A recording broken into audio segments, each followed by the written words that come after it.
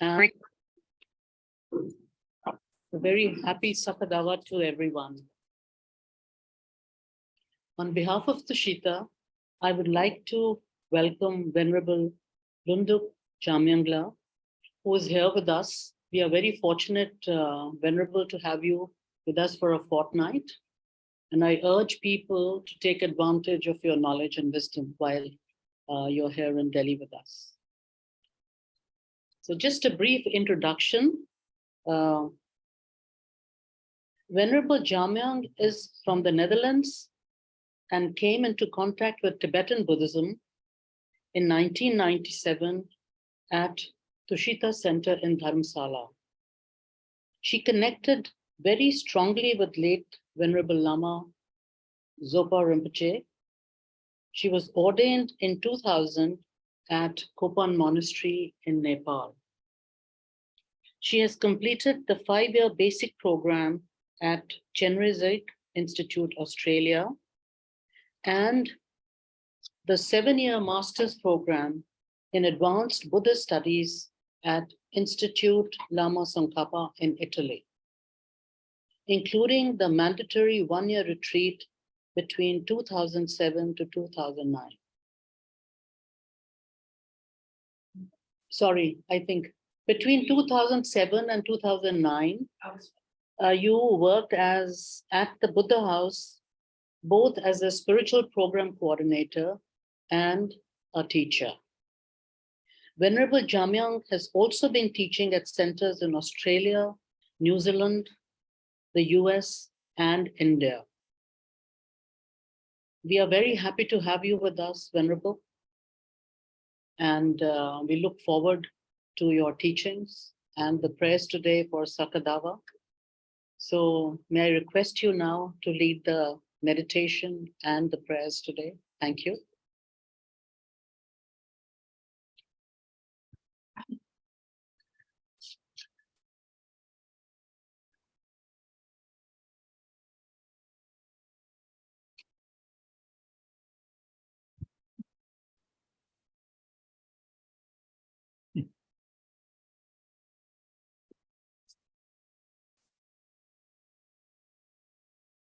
Hi, everyone. Be really in the spotlight like that. Can we maybe put it, everyone is inside. Usually I pointed towards the altar, or to the altar. but then, yeah.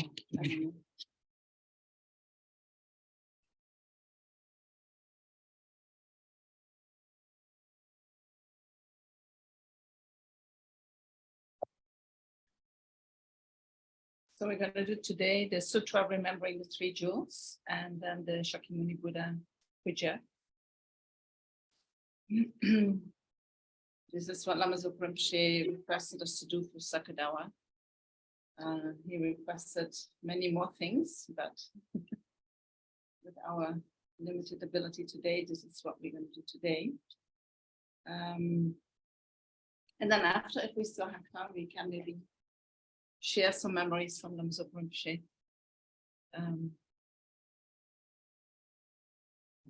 I think remembering such a great bodhisattva is so meritorious. You know, there's no better day to do that than today. So Saka Dawa, we celebrate Buddha's enlightenment, but also Buddha's birth and Buddha's passing into Paranirvana. So it is extremely meritorious day where 3 deeds of the Buddha are remembered. When we read the Shakyamuni Buddha Puja, we will also go through the 12 deeds of the Buddha. So then we remember all his deeds that he manifested. But we start with the Sutra remembering the 3 jewels. So we maybe set up a very good motivation.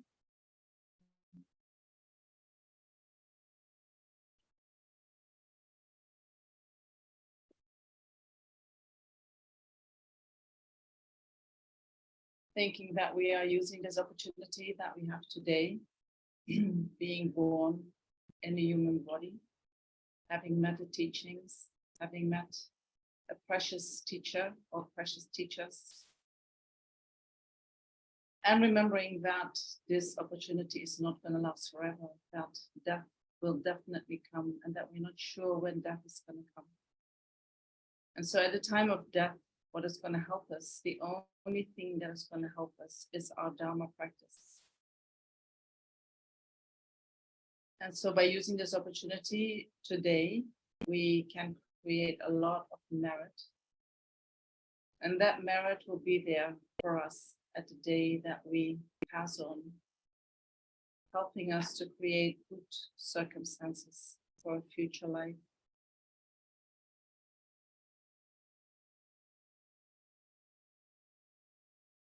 And so the reason why we would like to have a good future life is that will help us to strive further, to develop our mind,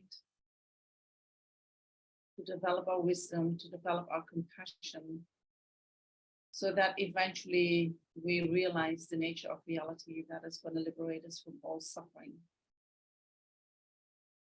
And the reason why we do that is not just for ourselves alone. We also realize that all sentient beings who are very precious to us, so that we have a strong connection with each and every one of them. They all suffer in the same way as we do. And so when we have the opportunity to, when we develop our mind fully, we have the opportunity to help them to find liberation from samsara as well, to find liberation from all suffering as well. So think strongly that we are doing this not just for ourselves, but for all sentient beings.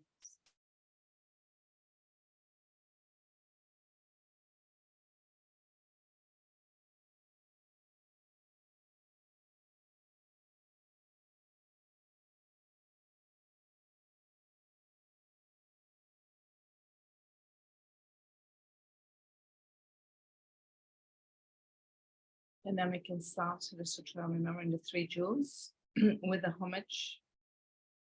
Homage to the Omniscient One, purified and consummate, victorious, virtuous and transcendent, thus gone, foe destroying, entirely perfect Buddha, full of wisdom, the blissfully proceeding, the knower of the world, charioteer and subduer of beings, the unsurpassable, the teacher of gods and man, such as Buddha, victorious, virtuous, and transcendent. He who is thus gone exemplifies the merit which is his cause. In him no root of virtue is ever worn away. Through his manifold patience, he is exceedingly beautiful. He is a treasure ground of merit, adorned with the tokens of enlightenment. He is graced with the flowers of the marks of Buddhahood. All he does is seasonable and opportune, and nothing inharmonious mars the sight of him. True joy indeed he gives to those who open up their hearts to him in faith. Through the brilliance of his wisdom he is unconfounded, and against his power there is no victory. He is the teacher of all living beings, the father of all bodhisattvas, the king of all superior ones. He is the guide of those who journey to the city of beyond affliction. His wisdom is unbounded, his assurance is beyond imagining. His speech is altogether pure, well-tuned and sweet to hear. Gazing on him, one is never sated. His body is beyond compare. By the realm of desire, he is unstained, and by the realm of form, he is wholly uncontaminated. He is not mingled with the formless. He is altogether free from misery, and from the aggregates he is utterly and altogether free. The elements have no hold on him. He has mastery of the sense powers. All bonds he has completely severed, and from all pain he is perfectly and totally released. No craving does he have. He has passed beyond the stream. Perfect is his wisdom, and in the wisdom of the Buddhas past, present, and to come, he has made his dwelling. In Nirvana, where all suffering is transcendent, he does not abide. His abode is in the very summit of perfection, residing in that place where he perceives all living beings. Such are the sublime qualities that are the greatness of the Buddha, victorious, virtuous, and transcendent. The sacred doctrine is righteous in the outset, righteous in the middle, righteous in the end. In its meaning excellent, and in its words and syllables likewise. It is integral and unalloyed. It is all-sufficing, altogether pure and purifying. Well spoken is this Dharma by the victorious, virtuous, and transcendent. It is a perfect way of seeing, and is devoid of ailment. It is perennial and leads us onward. To see this Dharma is to fulfill one's purpose. The wise will see in it their self-recognizing wisdom. The Dharma spoken by the victorious, virtuous, and transcendent is shown to be well-tempered to the instruction and the needs of all. It drives us from samsara and causes us to perfect Buddhahood. It is free from contradiction, and in it all is summarized. It is totally to be relied upon. It is a cutting of the root. The Sangha of the Mahayana comprises those who have well entered, wisely entered, enter with straightforwardness and aptitude. Right is it to join our hands before them, and right to make prostration. They are the glorious field of merit. They are the perfect recipients of gifts. They are the object of offering. Everywhere and always, they are the worthy object of offering. Thus ends the sublime sutra of remembering the three. And then we can turn to the Shakyamuni Buddha Puja. So you're going to use this version. Yes. So We all have that. Tell people online. So it is a version by Ngawang Pelden of Urga, translated into English by Martin Wilson. It will be different from what they have. Yeah, it is a little bit different from the Shakyamuni Buddha Puja that you can download from FPMT website. So maybe, I don't know if if Nivita has sent this to everyone. Which is the version you have? And I've shared the one that's on FPMT. It's not Okay. very, they can't hear you, it's not pointed at you. Okay, this one. But okay, let me look.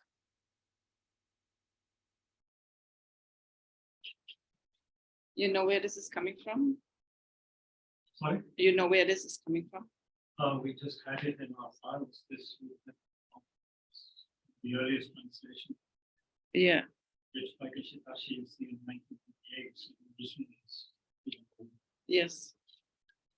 but they could still, if you tell them which section we're on, they could still follow. I can see if we have the same translation. Most people online, but they have the online version sent them. Yeah, but it can be that it is still the same translation. Here also have the online version. This all of us have the online version.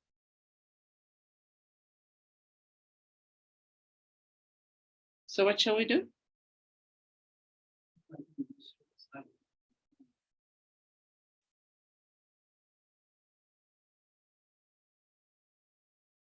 Okay, then we use the online version.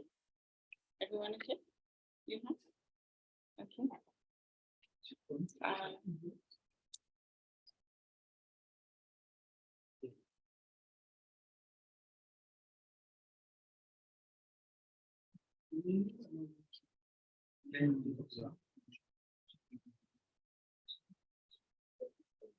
So we're going to use the online, the version from FPMT.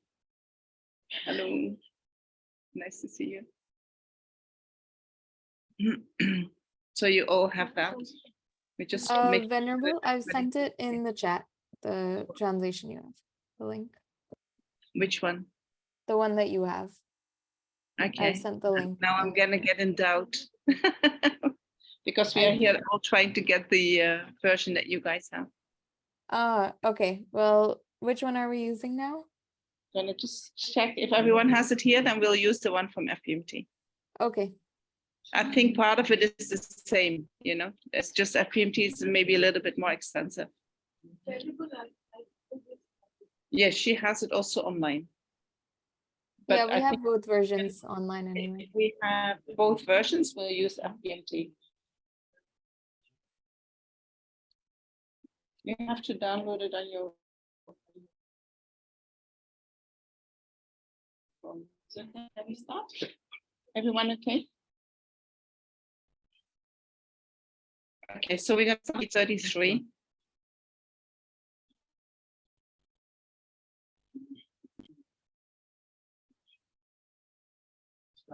Taking refuge.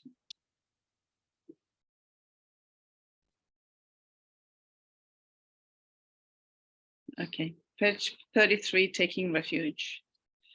To you who are the essence of the body, speech, mind, and all qualities and actions of all the Tathagatas of the 3 times and 10 directions, the source of the 84,000 sections of the doctrine, lords of all the Arya Sangha, the glorious, holy, kind root and lineage gurus, I go for refuge.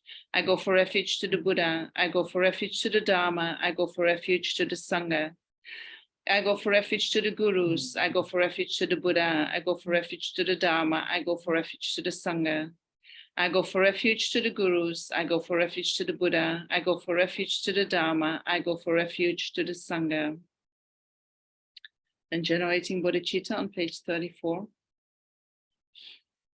I must make all these sentient beings, my mothers, have happiness in its course. I must make them free from suffering in its course. Therefore, I must at all costs quickly win unsurpassable Buddhahood. And we can repeat that 2 more times. I must make all these sentient beings, my mothers, have happiness in its course. I must make them free from suffering in its course. Therefore, I must at all costs quickly win unsurpassable Buddhahood. I must make all these sentient beings, my mothers, have happiness in its course.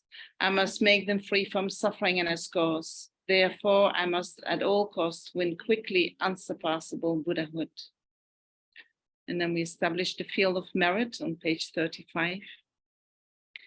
By the power of the truth of the 3 jewels, of the inspiration of all the Buddhas and Bodhisattvas, of the great might of the completed 2 collections, and of the pure and inconceivable Dharma Dhatu, let this place where the deity host of the peerless king of the Shakyas and their entourage are to be invoked, become a perfectly pure Buddha land, created through the previous special vows of the teacher, the king of sages, with qualities of splendor like those of Lord Amitabha's land.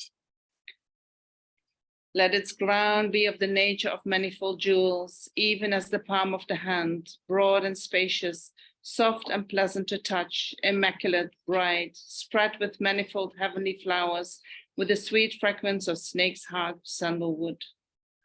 Their borders built of jeweled tiles, their banks strewn with powder of gold, silver, and pearls, covered with graceful, swaying utpala, kumudas, and lotuses, and adorned with various water birds, sweetly calling and joyfully soaring and hovering. Let lakes, ponds, and pools with the 8 properties make it beautiful. Let wish-granting trees of jewels, bending and swaying beneath celestial gems, garlands and pearls, pendant jewels, nodding blossoms, and beautifully formed fruit, with sound of true Dharma coming from the ringing of little golden bells, stand everywhere and adorn it well. So let the perfect ground appear. In its center, let there be a palace arranged with the 7 precious things most brilliant, emitting powerful beams of light that completely fill measureless worlds, of limitless extent, containing infinite different well-proportioned dwellings, of the sphere of those who have completely transcended 3 realms, arisen from the superior roots of virtue of those who have transcended the world. Marred by utterly pure and dominating knowledge, the abode of Tathagatas with the community of Bodhisattvas, frequented by infinite gods, Nagas, Yakshas, Gandharvas, Asuras, Garudas, Kinnaras, great serpent demons, human beings, and spirits, fixed in joy in the taste of Dharma and great bliss, causing all the goals of every sentient being to be attained, free of every stain of harmful defilement, bereft of all maras, the place of the manifestation of Tathagatas, excelling in manifestation of all things, a vehicle of detachment from samsara through mindfulness, wisdom, and great realization, and of quietude and insight. Entered by the doors of deliverance, emptiness, signlessness, and wishlessness, resting on an array of kings of jewels, lotuses adorned with infinite qualities, let a great palace appear. In its center, let there be gathered a lotus seat on a precious lion throne for the peerless teacher, the king of sages, and seats for all the rest of the Tathagatas of the 10 directions and the Bodhisattvas, Hira and Pacheka Aryas and their attendants. These places are in accordance with the special vows in the might of each Arya. All beautiful, let them appear. And then we transform the offerings. Everywhere outside and in accordance with their high status, let it be entirely filled with manifold, excellent, perfect requisites of gods and human beings, such as foodstuffs, clothing, ornaments, and music, as described in the Sutra of the 3 Heaps and the vow of the conduct of Bhadra, in whole oceans of clouds of offerings, and let it be adorned with ornaments. Let all the Aryas take their seats, transform these offerings into suchness, accept them and enjoy them. Let all the Aryas take their seats, transform these offerings into suchness, accept them and enjoy them. Let all the Aryas take their seats, transform these offerings into suchness, accept them and enjoy them. Namo Bhagavate Vajrasava Pamadana Tathagataya Agate Samyaksam Buddhaya Sayata Om Vaja Vaja Teja Vaja Teja Mahabodhi Chitta Vaja Mahabodhi Mandoka Samkamana Savakama Avarana Vijodana Vajastu Om Namo Bhagavate Vajrasava Pamadana Tathagataya Arate Samyaksam Buddhaya Sayata Om Vaja Vaja Teja Vaja Vija Mahabodhi Chitta Mahabodhi Mandoka Samkamana Vajasavakama Avarana Vijodana Vajastu Om Namo Bhagavate Vajrasava Pamadana Tathagataya Arate Samyaksam Buddhaya Sayata Om Vaja Teja Vaja Vija Mahabodhi Chitta Vaja Mahabodhi Mandoka Samkamana Vaja Savakama Avarana Vijodana Vajastu. By the power of the truth of the 3 jewels, of the inspiration of all the Buddhas and Bodhisattvas, of the great might of the completed 2 collections, and of the pure and inconceivable Dhammadhatu, may these offerings become suchness. By the power of the truth of the 3 jewels, of the inspiration of all the Buddhas and Bodhisattvas, of the great might of the completed 2 collections, and of the pure and inconceivable Dhammadhatu, may these offerings become suchness.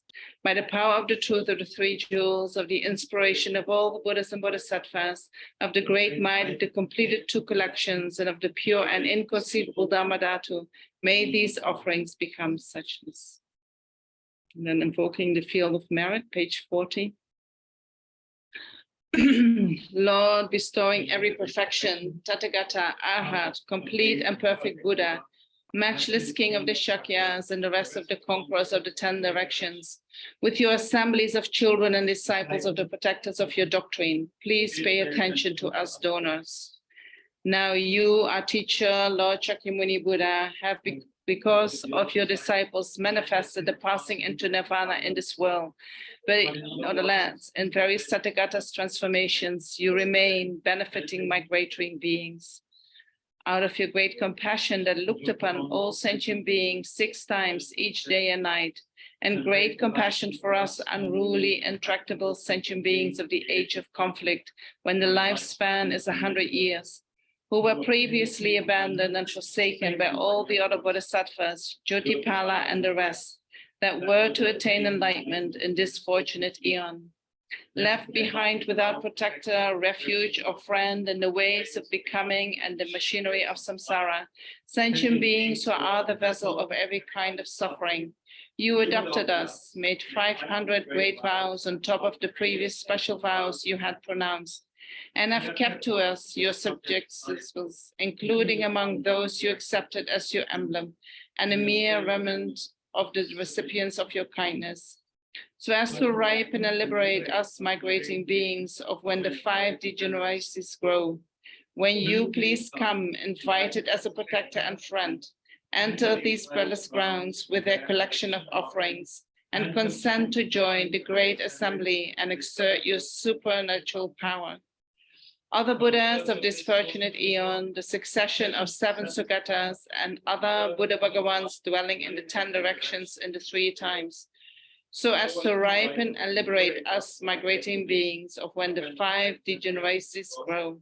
When you please come, invited as protectors and friends, enter these palace grounds with their collection of offerings, and consent to join the great assembly and exert your supernatural power. You whole assembly of Bodhisattvas, the 8 great sons and others, so as to ripen and liberate us migrating beings of when the 5 degenerations grow. Will you please come, invited as protectors and friends, enter these palace grounds with their collection of offerings, and consent to join the great assembly and exert your supernatural power? Your great disciples, the excellent pair, Kashyapa and the 16 elders and others, and the whole assembly of Hira and Pacheka Aryas, so as to ripen and liberate us migrating beings of when the 5 degenerations grow. Will you please come, invited as protectors and friends, enter these palace grounds with their collection of offerings, and consent to join the great assembly and exert your supernatural power? As your protectors of the Dharma, the Aryas, who once promised to protect the doctrine and the 4 classes of followers, so as to ripen and liberate us migrating beings of when the 5 degeneracies grow. When you please come, invited as protectors and friends, enter these palace grounds with their collection of offerings, and consent to join the great assembly and exert your supernatural power. Protector of all beings without exception, endless subduer of Mara's tribe and forces, deity, perfect knower of all things, pure one and attendants, please come here.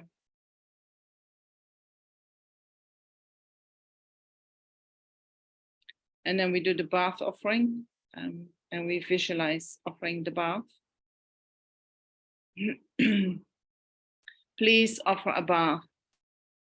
Bhagavan Tathagata Arhat, complete and perfect Buddha, perfect in knowledge and good conduct, Sugata, knower of the world, supreme driver of human beings to be tamed, teacher of gods and human beings, to you, the Buddha Bhagavan, glorious conqueror Shakyamuni, here, with everything that is needed, I shall offer this bath.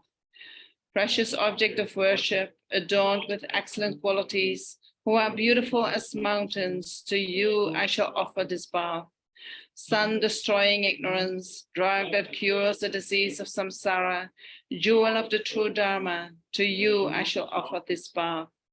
Protect us with pure and compassion, clad in the terrifying fire that destroys things at the eon's end, to you I shall offer this bath. In beautiful dress with supreme nectar, best satisfying the fortunate, the Guru's holy bodies, to you I shall offer this bath. Precious stupas that have the nature of the Dharmakaya and forms of supreme qualities, to you I shall offer this bath. Conquers many emanation bodies, which in divine aspect manifest to the supple beings, to you I shall offer this bath. You supremely disciplined, truly filled up with compassion, eternally helping and making happy, to you I shall offer this bath. Temples and other places where an image of the Buddha rests, and where training Sangha live, to you I shall offer this bath. In this bathhouse filled with scented fragments, paved with crystal clear and shimmering, with its graceful pillars and sparkling gems, spread with a canopy of glowing pearls. Just as at a holy birth, gods made offerings of bath, I, with purest heavenly water, offer you this bath likewise. Though the body, speech, and mind of conquerors lack defilements, may offering this bath to the conqueror's body, speech, and minds, to cleanse beings' obscurations of body, speech, and mind, make pure beings' obscurations of body, speech, and mind. Since your body is pure by nature, you have no bounds or just cravings, But to cleanse our obscurations, we offer you a bath in pure water. Tathagatas and your sons, I offer you this bath with numerous vases and precious substance, filled to the brim with pleasant perfumed water, accompanied capaciously by songs and musing. This is water whose nature is giving, washing off the dirt of avarice. With water perfumed with generosity, bathing you well, we offer a bath. This is water whose nature is morals, washing off the dirt of immoral conduct. With water perfumed with keeping morality, bathing you well, we offer a bath. This is water whose nature is patience, washing off the dirt of anger. With water perfumed with friendliness, bathing you well, we offer a bath. This is water whose nature is energy, washing off the dirt of laziness. With water perfumed with diligence, bathing you well, we offer a bath.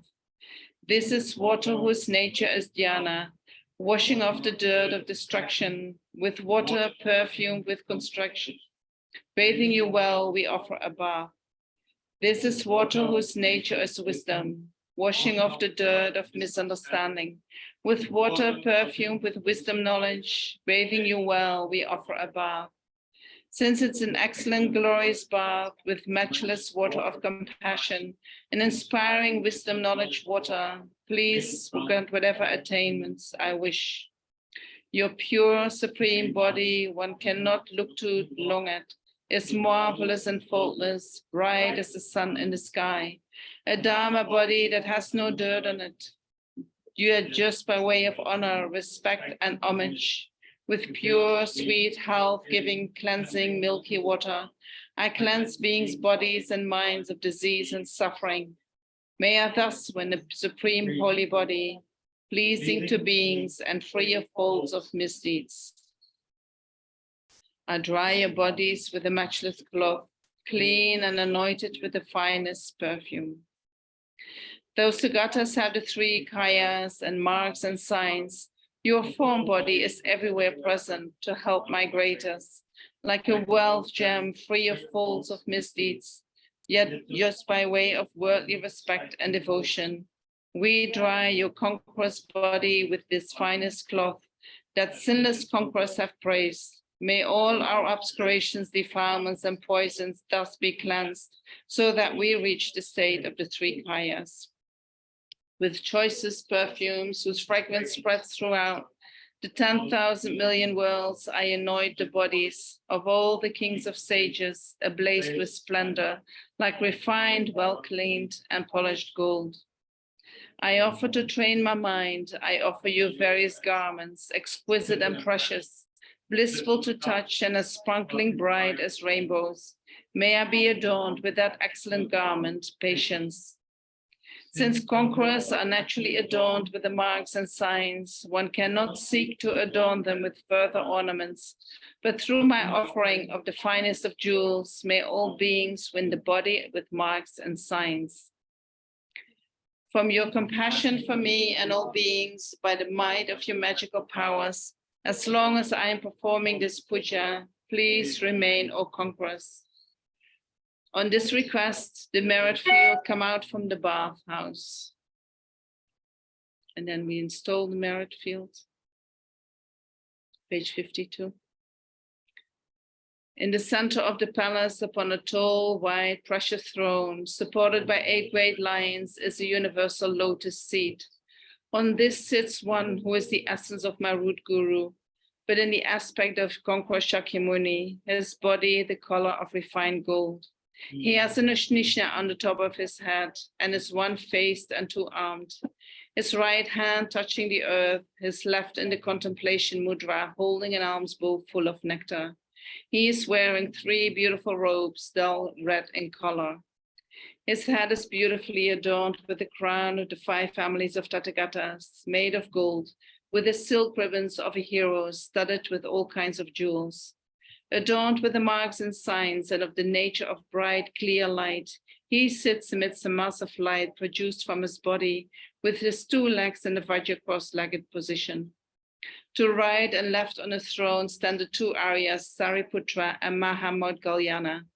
in attitudes of showing respect to the teacher. Around sit the glorious holy root and lineage gurus and the innumerable Buddhas and Bodhisattvas of the 10 directions, Hira and Pacheka Aryas and their attendant, each on their own seat. Thinking with wisdom and love of beings like space, you finished the 2 collections in 3 countless eons, glory of the Sai universe, supreme guide, chief of the Shakyas, homage to you. To beings of times of decline, you have more compassion than all other infinite conquerors and their children. To you, O matchless teacher, king of the Shakyas, with great respect with my 3 doors, I pay homage. Unable to bear beings' torments with your compassion, you arouse the thought, I'll free all beings from the sea of becoming. And during countless eons, practice difficult conduct, homage to you. Once, Lord, when you took birth as a Brahmin, not bearing in compassion the misery of a tigress and her cubs, you gave your body, healer of affliction, homage to you. Once, when as King Sibi you were born, without regret, you gave away all you owned. To a blind Brahmin, both your eyes you gave. You who made the blind see, homage to you. Once, when you were king of Kosala, recalling your previous life, you said, behold this fast result of giving, but some so cruel. Teaching people true Dharma, homage to you. When you were the merchant heroic in giving, Mara, unable to bear it, created a fire pit. Courageously you crossed the pit of fire and made offering to an Arya, homage to you. When you were the merchant Avishaya, the gods to test you made all your goods disappear. But cutting grass and selling it with its price, you still sustain the needy, homage to you. When born as a master here, you taught your followers Dharma, and to feed a hungry Brahmin, leaped in the fire yourself. Then Indra took you and showed to all this marvel, homage to you. Born as a Brahmin, living in forest austerities, though all 3 days the god took your austere food, still you gave without regret or attachment, living on joy of samadhi, homage to you. Born King Maitri Bala, with love you looked after all beings. With your own flesh and blood you fed 5 yakshas, saying, when I'm Buddha, I shall give you nectar, homage to you. Born as Prince Visvatara, you gave all you cherished away, including your wealth, elephant, son, and daughter. By fearless giving, you made all beings happy, homage to you. Once born as a righteous king, you saved the life of countless animals, not allowing their sacrifice. All your people you fixed in the law of 10 virtues, perfect in generosity, homage to you. When born as king of the gods, amidst the battle of the Asuras, you caught sight of a bird's nest and saved the young birds' lives, disregarding your own. Keeper of morality, homage to you. When you were born a Brahmin, your master told you Brahmins in distress were allowed to steal, but you replied that stealing was improper. Perfect immorality, homage to you. When you were king of the Sibis, your minister offered you lovely Unmadayanti, but you said, though it cost me my life, I'll not commit adultery. Keeper of pure morality, homage to you. When you were a great sea pilot, by true factual words, you overcame the ocean's abyss and satisfied all desires with manifold jewels. Suparaga, good crossing, homage to you. When you were king of fishes and little fish were harmed by the lake drying up and various birds, you saved them by true words that made it rain. Skillful, compassionate one, homage to you. When you were a quail, a forest fire encircled you, but by speaking true words, you turned it back, saved countless beings' lives and made them happy. You with the strength of truth, homage to you.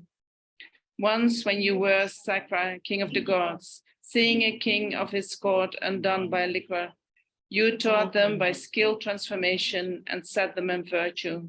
Matchless, best guide of beings, homage to you. Once, Lord, when you were born and wealthy Kshatriya, urged by detachment, perceiving the faults of desire, you abandoned all enjoyments of samsara and took the pure great going forth. Homage to you. Born into an illustrious Brahman line, you abandoned all wealth to meditate in the wild, made bad conditions the path, gave up thought of harming, and taught your companions the Dharma. Homage to you. Once, when you were treasure to the king, when you heard your virtues proclaimed by others, you gave up this life and joyfully went forth. Perfect immorality, homage to you. Born a Brahmin, you left home and went forth, crowned as Buddha Bodhi, slighted by a king, you angered not, but welcomed him patiently, and taught him. Homage to you.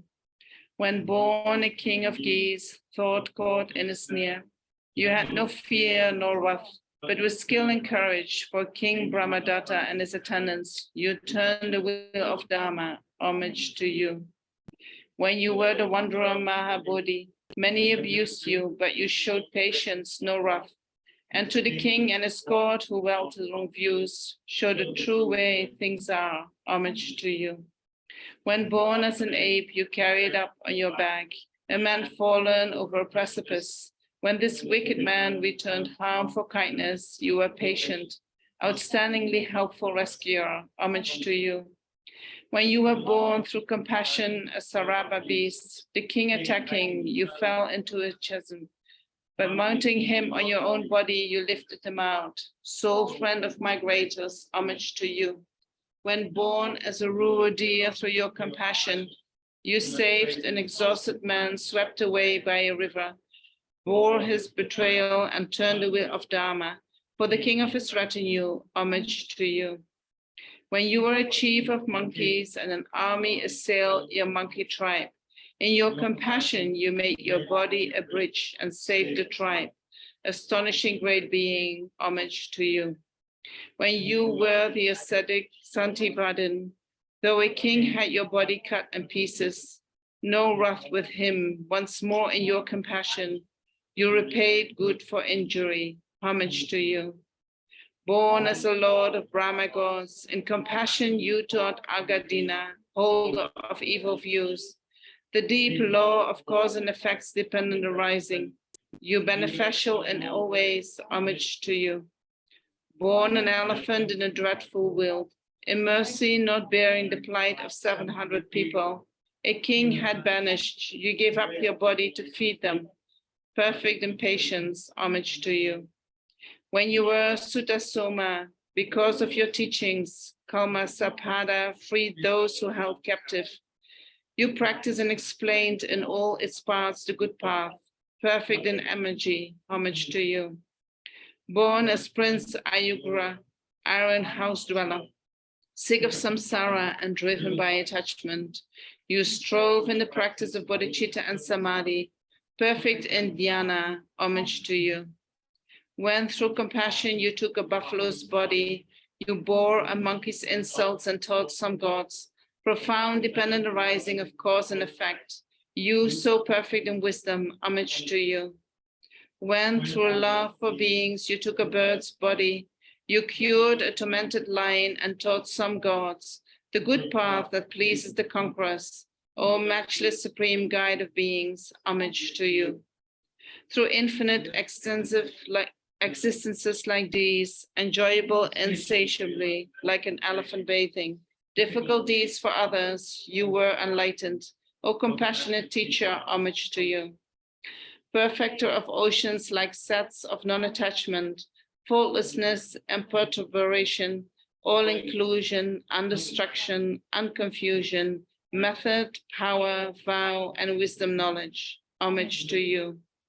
Mindfulness, efforts, the basis of psychic power, the supreme faculties and the amazing powers, the enlightenment factors in the Arya's path, all these you duly realized, homage to you.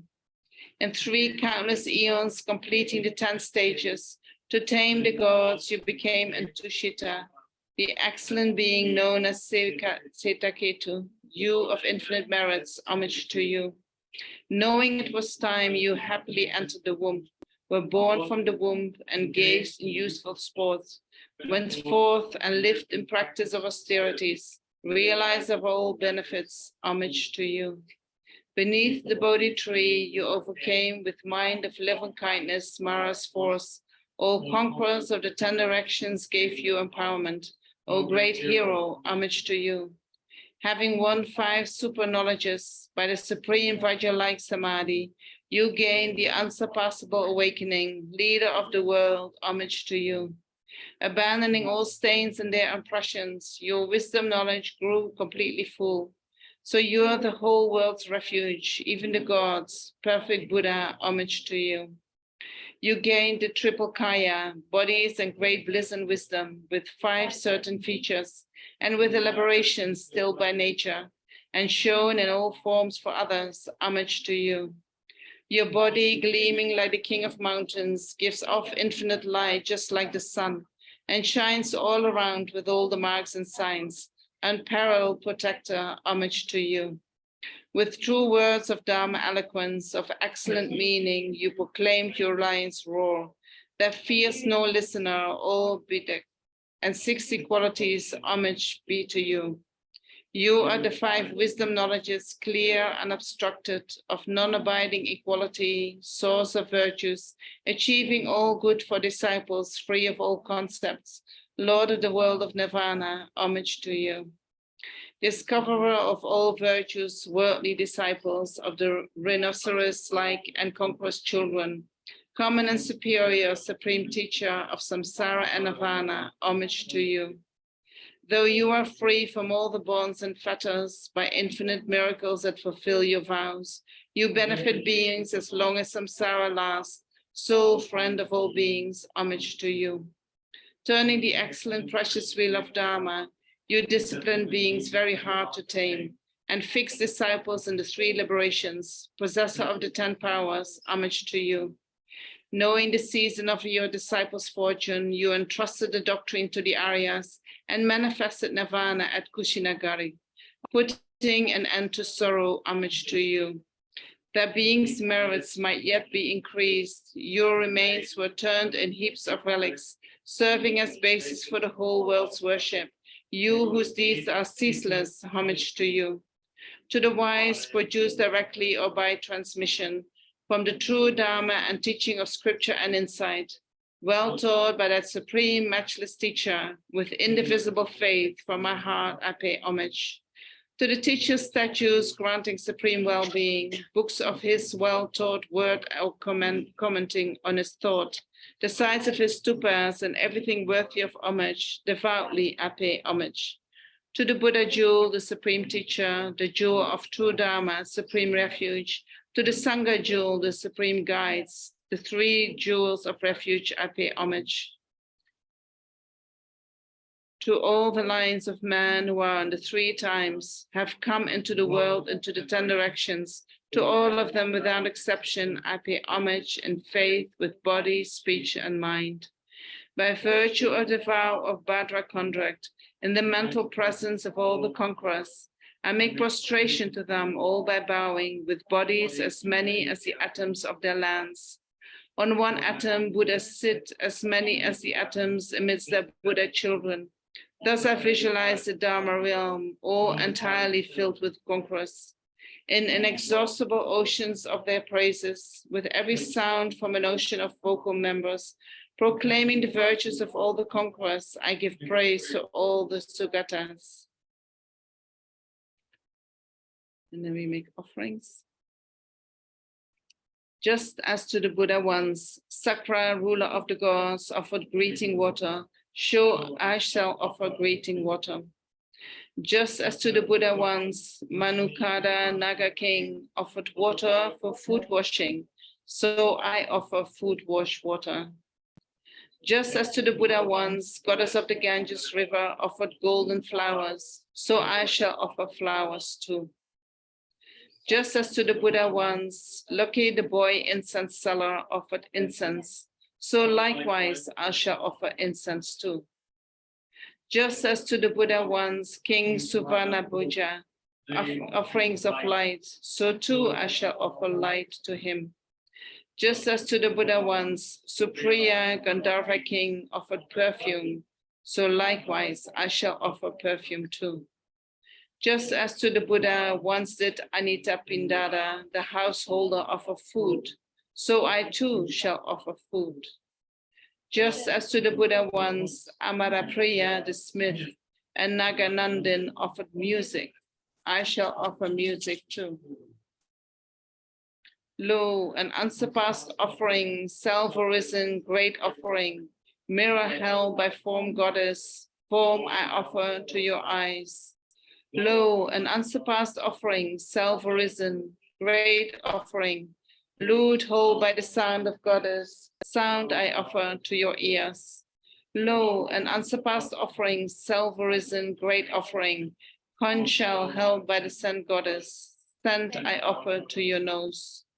Lo, an unsurpassed offering, self-arisen, great offering, food held by the taste goddess, taste I offer to your tongue.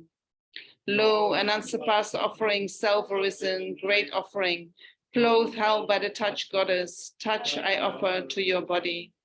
Beaming brilliance to the 10 directions, perfect made of the precious gold, this crown to the Shakya's king's head do I offer.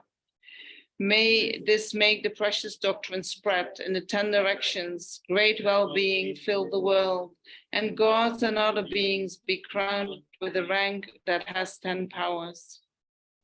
Without mental clinging or attachment, I shall offer monks and nuns the 3 robes. The guides have praised staffs and ascetic bowls, all proper and correct in measure.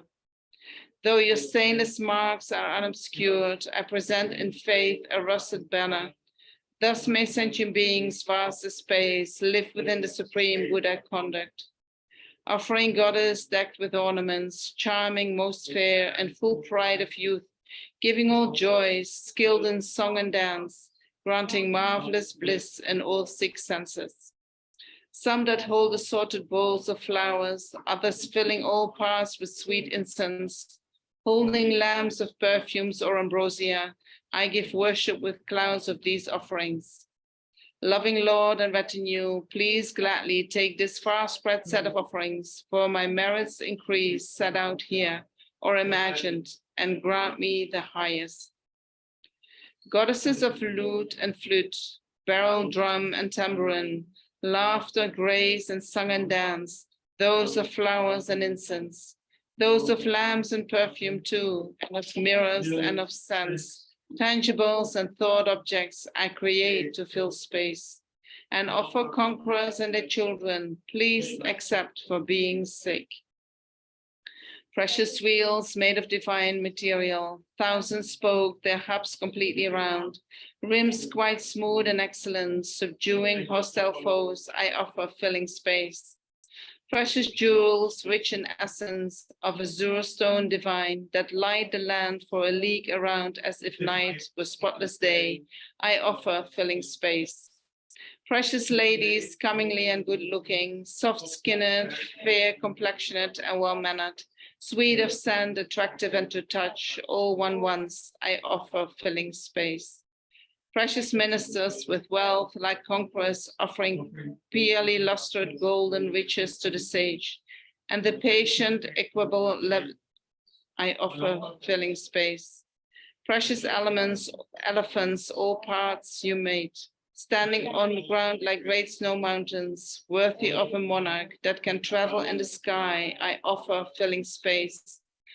Precious horses that within a morning can traverse the land in all directions and return, their coats like peacocks' necks, beautiful, I offer filling space.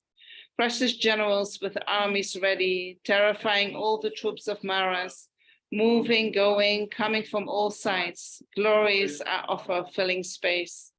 Thanks to the roots of virtue from offering the 7 precious things of royalty, may the donors become great Dharma kings, ruling the kingdom of the unsurpassable Dharma. Just as once the Buddha had Srivatsas and worlds of joy, for auspiciousness' sake, so shall I make offering. Just as to the Buddha once, great Brahma made offering of a golden wheel with rim, so shall I make offering. Just as to the Buddha once, lotuses of white were offered, not soil, but a speck of mud, so shall I make offering. Just as to the Buddha once, Dharma banners were offered, signs of conquering Klesha Mara, so shall I make offering. Just as to the Buddha once, golden handled with umbrellas were offered, so I shall offer. Please accept them as you will. Just as to the Buddha once was offered a magic pot that accomplished every wish, so shall I make offering. Just as to the Buddha once was offered a right royal conch, sounding sweetly everywhere, so shall I make offering. Just as to the Buddha once, clothes with golden fish designed were offered, so I shall offer. Please accept them as you will. Thanks to the roots of virtue from offering the 8 auspicious symbols for the donors in every place, time, and situation, may extensive auspicious signs of prosperity and well-being appear continually. Just as to the Buddha once, Prabhadara, form goddess, offered in the hand a mirror, so shall I make offering. Just as to the Buddha once, Dhanapala, elephant, offered Rodkana in hand, so shall I make offering. Just as to the Buddha once, farmer's daughter Sujata offered cow's milk curd in hand, so shall I make offering. Just as to the Buddha once, boy grass seller Swastika offered Durva grass in hand, so shall I make offering. Just as to the Buddha once, great Brahma, the supreme God, offered bel-tree fruit in hand, so shall I make offering. Just as to the Buddha once, Sakra, ruler of the gods, offered right-ward coiled white conch, so shall I make offering. Just as to the Buddha once, Brahman Suklajit, the lucky, offered minimum in hand, so shall I make offering. Just as to the Buddha once, Vajrapani Gujagalot gave white mustard seed in hand, so shall I make offering. Thanks to the roots of virtue from offering the 8 auspicious substances, may extensive prosperity and auspicious signs appear continually in every world. This auspicious vase adorned with jewels, full of nectars of gods, I offer. Let us cleanse all stains of deeds and klesha, and soak me in bodhicitta's moisture. By the virtue of my offerings drums, may all beings have the drum voice, reach the Buddha's supreme best awakening, turn the ever wholesome wheel of Dharma. Life for eons inconceivable, teach the Dharma for the world's welfare, conquer klesha and cure suffering, may delusion, greed, and hate be quelled. Thanks to the roots of virtue from offering drums, may the donors be the great drum of the Dharma continually. Fine white conches well coiled to the right, with silk crest and tuneful blare that fills all directions, filling space, I offer. May the whirlwind Brahmic voice supreme. Thanks to the roots of virtue from offering conches, may the donors blow the conch of the Dharma continually. Parasols with sapphire tips agleam, with 1,000 spokes of spotless gold, round their edge adorned with wreath of pearls, decked with diverse gems I offer you. Thanks to the roots of virtue from offering parasols, may the donors become great kings of the unsurpassable Dharma. Banners of your triumph over opponents, with straight, subtle, and precious poles that have crescent vajras and jewel finials, with 3 frills upon which little bells tinkle as they flutter in the breeze, well endowed with triple sinuous grace. These and splendid flags, with and without signs of lovely creatures, I shall offer. Thanks to the roots of virtue from offering banners and flags, may the donors hoist in the 10 directions the banner of the Dharma, triumphant of all opponents, and prestigious flags. Countless canopies of priceless cloth that adorn the sky with varied silk fringes waving, scented with snake's heart sandalwood, in clouds I'll offer you. Conquer, subdue, Mara, and awaken, though their bodies have no filth or thirst, still to make them field of merit for us, these prepared foods and foodstuffs we offer. May the crop of virtue always grow, and I and all the migrators vast as space, born from lotuses and Sukhavati, enjoy Dharma and Samadhi food. Superb flowers and garlands, instruments of music, unguents, finest parasols, and the best of lamps and excellent incense. With these I make offerings to the conquerors. Finest raiment and superb perfume, powdered incense equal to Mount Meru, all the best of most distinguished splendor. With these I make offering to the conquerors. Finest jewels, finest necklaces, dazzling superb canopies divine, and the best of banners and of flags. With these I make offerings to the conquerors. Offerings that are vast and supreme are visualized for every conqueror. I, by power of faith and by direct conduct, honor and make offering to all the conquerors. From the flowers, those in general, and arrays and canopies, comes light, spreading diverse flowers everywhere, honoring noble children and their children, conquerors and their children. From the incense that in general, in arrays and canopies, comes light, spreading diverse incense everywhere, honoring noble conquerors and their children. From the perfumes, those in general, in arrays and canopies, comes light, spreading diverse perfumes everywhere, honoring noble conquerors and their children. From the garlands, those in general, in arrays and canopies, comes light, spreading diverse garlands everywhere, honoring noble conquerors and their children. From the powders, those in general, in arrays and canopies, comes light, spreading diverse powders everywhere, honoring noble conquerors and their children. From the garments, those in general, in arrays and canopies, comes light, spreading diverse raiment everywhere, honoring noble conquerors and their children. From the parasols in general, in arrays and canopies, comes light, spreading diverse parasols throughout, honoring noble conquerors and their children. From the jewels, those in general, in arrays and canopies, comes light, spreading diverse jewels everywhere, honoring noble conquerors and their children. From the lotuses in general, in arrays and canopies, comes light, spreading diverse lotuses throughout, honoring noble conquerors and their children. From the necklaces in general, in arrays and in canopies, comes light, spreading diverse necklaces throughout, honoring noble conquerors and their children. From the banners in array comes light, filling all the conquerors' lands with many banners and arrays of diverse kinds, white, red, yellow banners, and some blue ones. Parasols arranged with diverse nets of jewels, hung with silken flags and garlands, tinkling Buddha words from net of bells. Over the Tathagatas I hold. As I give a single conqueror offerings beyond thought from my palms, so I offer to all conquerors as ascetics magic of Samadhi. Flowers grown on land or water, not possessed by gods or others. In this or another place, I present to you, chiefs of sages. Every excellent incense tree in this and another place, gods and others marvelous incense, I present you, chief of sages. Light from dazzling noble gems, or produced from shining trees, or from suns and moons and so forth, sent out to all parts I offer.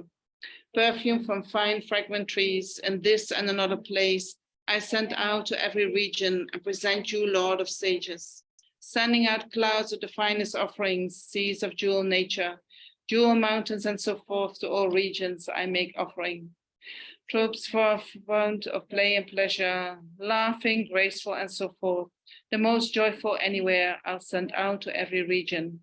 Sources of adornments, clothes and so on, like wish-granting trees, I reciting Vajra mantras offer unto all the Buddhas. Generating bodhicitta for all beings, sentient beings' sake, sending it to every region, I'll make offering to all the Buddhas. Through my offering, the perfection of giving, may sentient beings all achieve wealth and abundance. May their happiness lack nothing. Let all beings be established in their vows and bodhicitta. I send everywhere the calming of great faults like. May the sufferings of malice, fear, and other things be calmed. May yogins in friendliness practice Dharma selfishly. May me not reach Buddhahood until samsara meets its end. May all sentient beings too practice with such energy. Let all creatures' great defilements such as greed be pacified. Let all beings undistracted be possessed of the 4 jhanas. May pure, by applying wisdom, great wisdom of Buddha's gnosis, best at cutting suffering, may all beings be pure Buddhas. Fancying myself as many as thrice thousandfold world's atoms, I imagine clouds of offerings and make offering to all the Buddhas. Fancying myself as many as thrice thousandfold world atoms, and with tongues as many too, I recite the Buddha's praises. Matchless firm one, with the matchless supreme nature, merciful dispeller of my greatest sorrows, giver of all cities and of endless virtues, with the best of spotless, stable, fearless features. Of your virtues, smallest fractions, there is no measure. They could not be printed in the entire sky. You of unexampled, peerless, endless cities, grant to sentient beings' mind the supreme cities. With the property of ceaseless prayer fulfillment, from the force of every pure, compassionate born, striving endlessly to benefit my greatest, always you reveal your great compassion nature. Though you have found the noble state of Sugata, fully perfect, lacking measure or a limit, still your stable conduct of compassion, granting supreme cities to the 3 realms, will not cease. Lo, you have the best of very excellent natures. Of boon granters, you have gained the highest rank, granting supreme cities to all 3 realms always. Lord, who comprehends the 3 times unobstructed, grant me the supreme pledges, best of cities. Next, combining all the offerings coming from the body, speech, and mind of all those self-same yogis, I'll make offerings to all the Buddhas. Supreme concentrations on emptiness, no dharmas real, signlessness and wishlessness, I shall offer to all the Buddhas. May, by force of merits without measure, finest jewel crown of God's materials, gold jewel earrings for your earlobes, best neck bangle for the conch-like neck, necklace for your heart's Srivatsa sign, best protective thread for the upper arms, finest bangles to adorn the wrists, finest rings for fingers joined by webs, ornaments for feet with magic powers. I shall offer conquerors and their children in compassion, please accept for beings, made by force of merits without measure. Precious parasols with golden handles, banners of triumph over foes and maras, flags of fame to the 10 directions waving, decked with lovely silk garlands throughout, pain-removing jeweled-handled crowneries, canopies that glow with jewel ornaments. I shall offer conquerors and their children, in compassion, please accept for beings, made by force of merits without measure, lion's seed for your 4 fearlessnesses, other lovely, gorgeous, heavenly bedding, round, present, no corners or defilements, palace square for your full qualities, 2nd story square for world transcendence, moon seed, clear, lighted nature, Buddha Chitta. I shall offer conquerors and their children in compassion, please accept for beings, made by force of merits without measure, finest lotus and soil by greed's mud, lute and bells for sound of emptiness, sand of skillful unsoiled aggregates, Dharma food that cures defilement's hunger, God's clothed conscience and consideration. I shall offer conquerors and their children in compassion, please accept for beings. In the 10 directions world or this one, all there is of heavenly greeting water, made by magic by the emperor's knowledge, I shall offer conquerors and their children. In the 10 directions worlds of this one, all there is of fine and soft light cloth, of good colors, fragment nice to touch, I shall offer conquerors and their children. In the 10 directions worlds or this one, all the lovely, precious, decorated canopies, most pleasant to be near, I shall offer conquerors and their children. In the 10 directions worlds of this one, many colored flags of stuffs of heaven, fluttering bravely in the 10 directions, I shall offer conquerors and their children.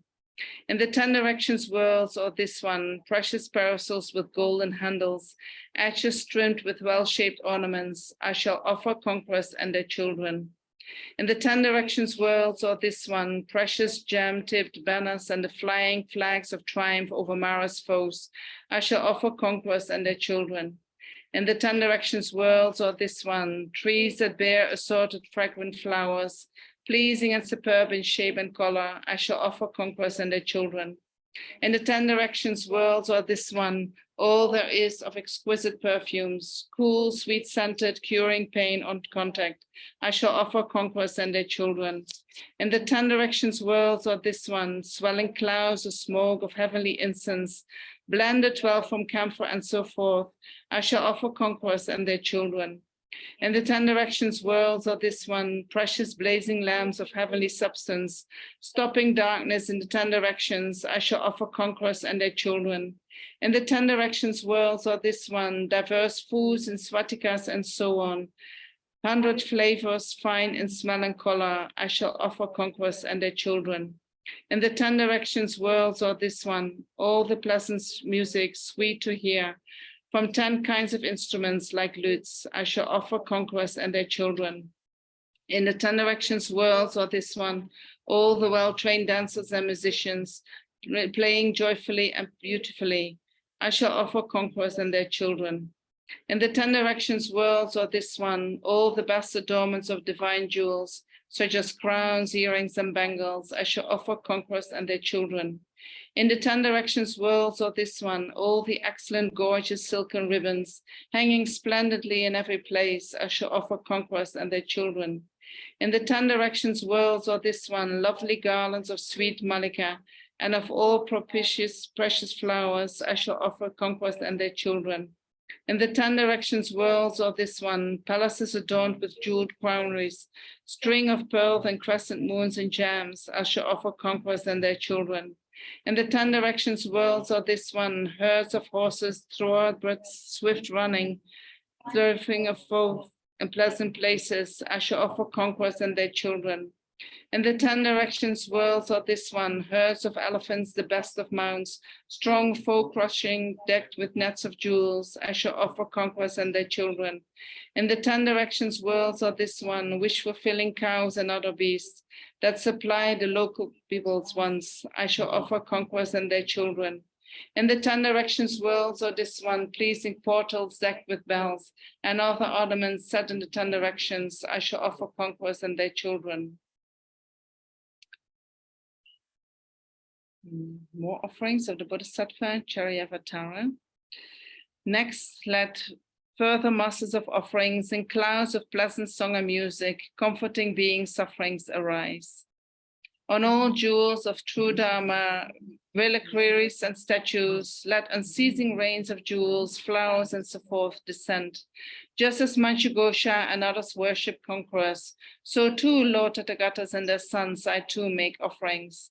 In these seas of virtue, praised with the oceans of hymnic sounds, let clouds of unfailing praise in concert arise to them. Please offer a Buddha lance. So we do the mandala offering. Maybe we can do it in Tibetan.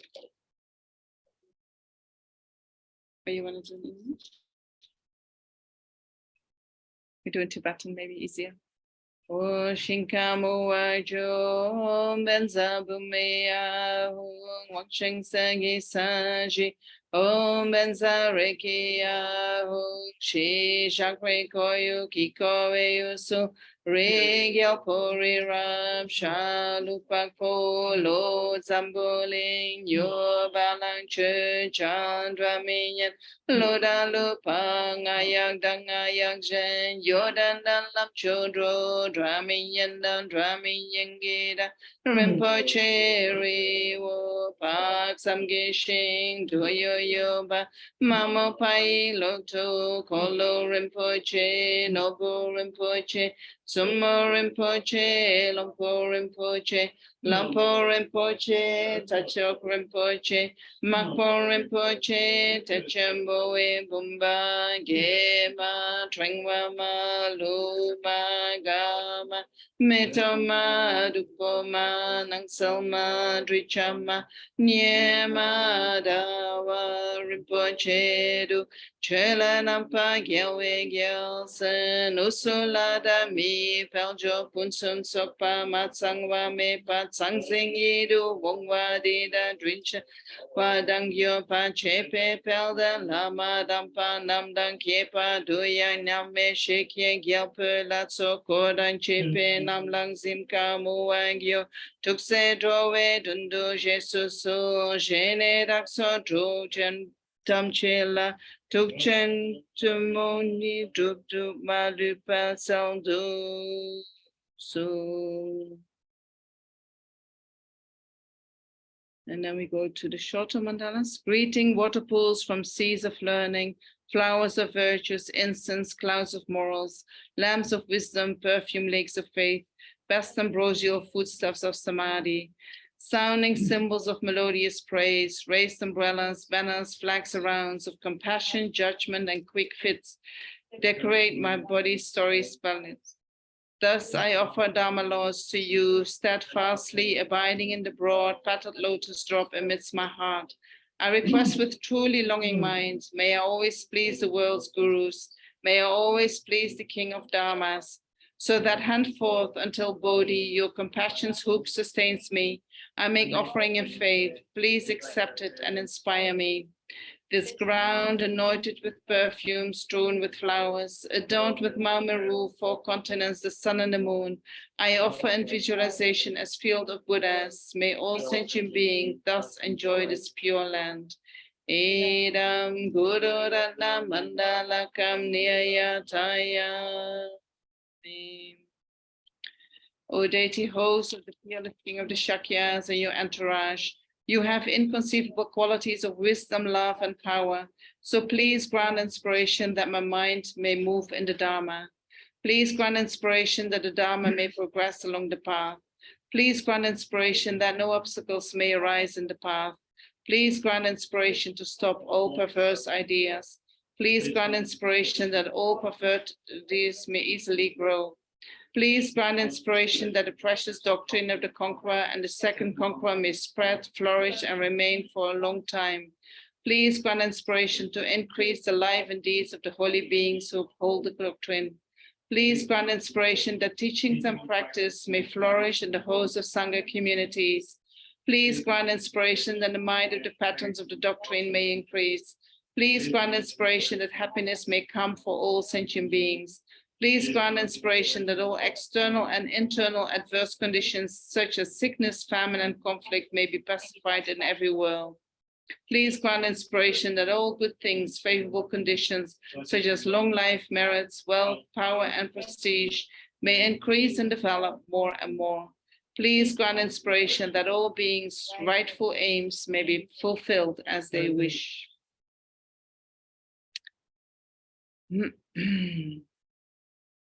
Now we have the 45 Buddhas. We continue. Or we want to have a break. Do we continue or do we want to have a break?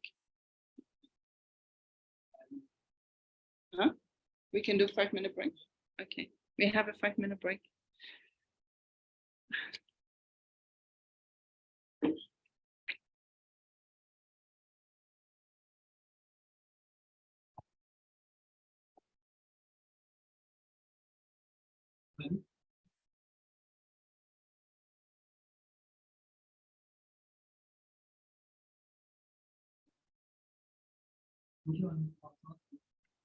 Yeah, I think it's not, let me see, 110. Huh? Yeah, we are at 110, but there are some additional prayers, so it's not, that is dependent on the rising.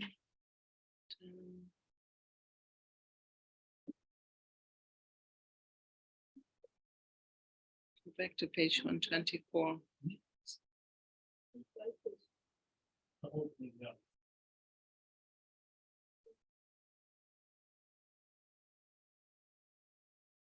And then 40. Oh no, these are long life prayers. 140, around 140. So 30 more pages, but we can also recite the 12 deeds of the Buddha. Right, it's nice, no? To do today. Right, noon. Okay. Okay, I'll try. Try if we can finish it.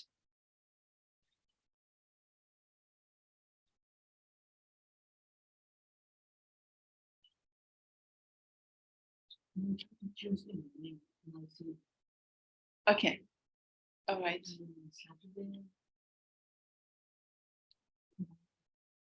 Mhm. Next week, Saturday. Today is Sunday. Yes, yes, yes, yes. Okay. Tuesday, I'm doing some sessions online with people. Yeah. Can I text you? I'm not sure. I have to check. I'm not sure what I have on Tuesday. Yeah, I'll text you when and then Maybe Wednesday evening. yeah, Wednesday evening is fine. Yes, yes, yes. Maybe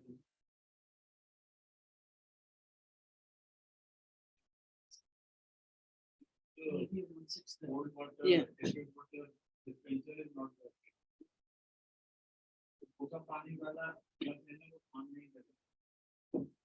you. Support. It's very helpful.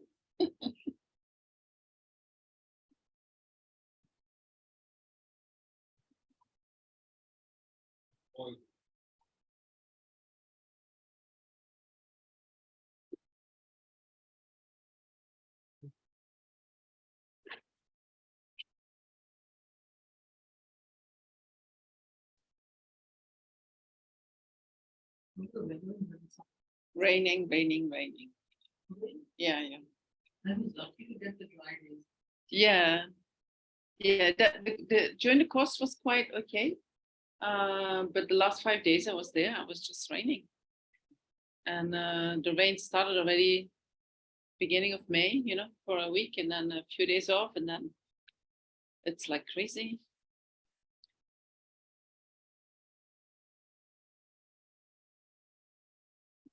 2 more minutes.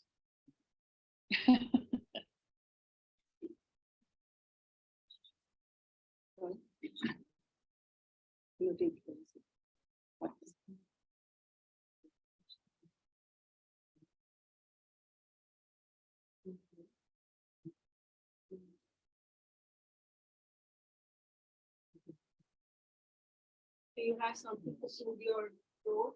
I have some water. It's fine. Good purification. Thank you.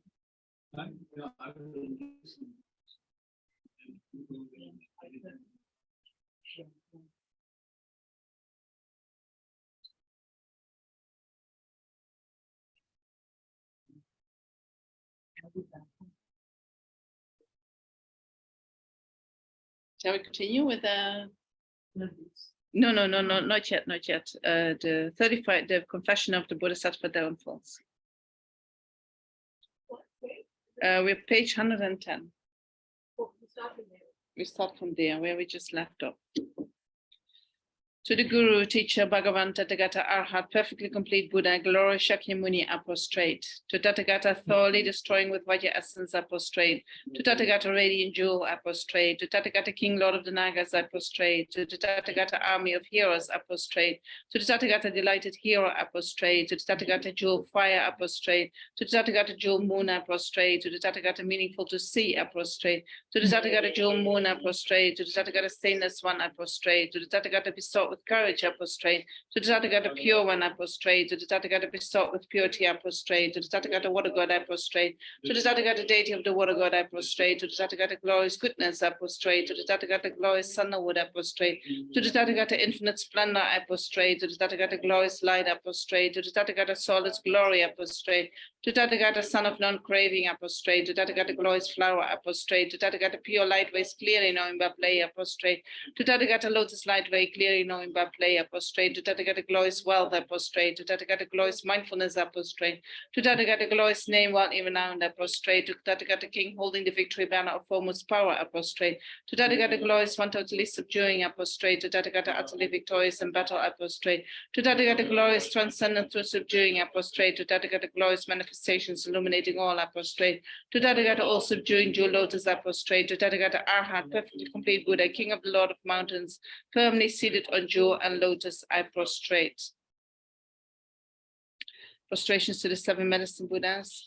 To Tathagata Arhat, perfectly complete Buddha, renowned glorious King of excellence, signs are prostrate. To Tathagata Arhat, perfectly complete Buddha, King of the melodious sound, brilliant radiance of skill, adorned with jewels, moon, and lotus, are prostrate. To Tathagata Arhat, perfectly complete Buddha, sane as excellent gold, illuminating jewel, who accomplishes all conduct, are prostrate. To Tathagata Arhat, perfectly complete Buddha, glorious supreme one, free from sorrow, are prostrate. To Tathagata Arhat, perfectly complete Buddha, melodious ocean of proclaimed Dharma, are prostrate. To Tathagata Arhat, perfectly complete Buddha, King clearly knowing by the play of supreme wisdom of an ocean of Dharma, I prostrate. To Tathagata Arhat, perfectly complete Buddha, medicine guru, King of Vajra light, I prostrate. O you 35 Buddhas, 7 medicine Buddhas, and the others, as many Tathagata Arhat, perfectly complete Buddha Bhagavans as there are, abiding, living, and residing in all the world systems of the 10 directions. O you Buddha Bhagavans, please pay attention to me.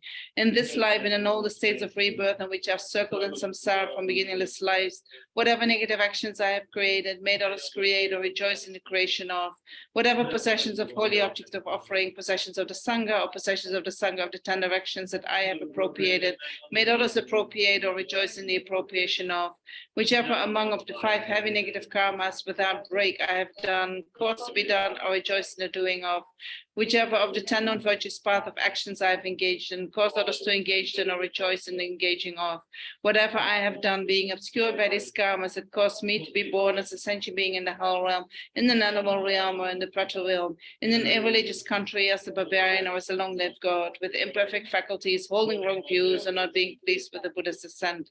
In the presence of the Buddha Bhagavans who are transcendental wisdom, who are eyes, who are witnesses, who are valid, and who see with omniscient consciousness, I admit and confess all these negative actions.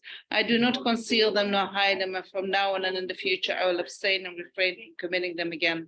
O Buddha Bhagavans, please pay attention to me. In this life and in all the other states of rebirth in which I have circled in samsara from beginningless lives, whatever roots of virtue I have created by generosity, even as little as giving just one mouthful of food to a being born in the animal realm, whatever roots of virtue I have created by guarding morality, whatever roots of virtue I have created by following pure conduct, whatever roots of virtue I have created by fully ripening sentient beings, whatever roots of virtue I have created by generating bodhicitta, and whatever roots of virtue I have created by my unsurpassed transcendental wisdom, all these assembled and gathered, then combined together, I fully dedicate to the unsurpassed, the unexcelled, that higher than the high, the superior to the superior.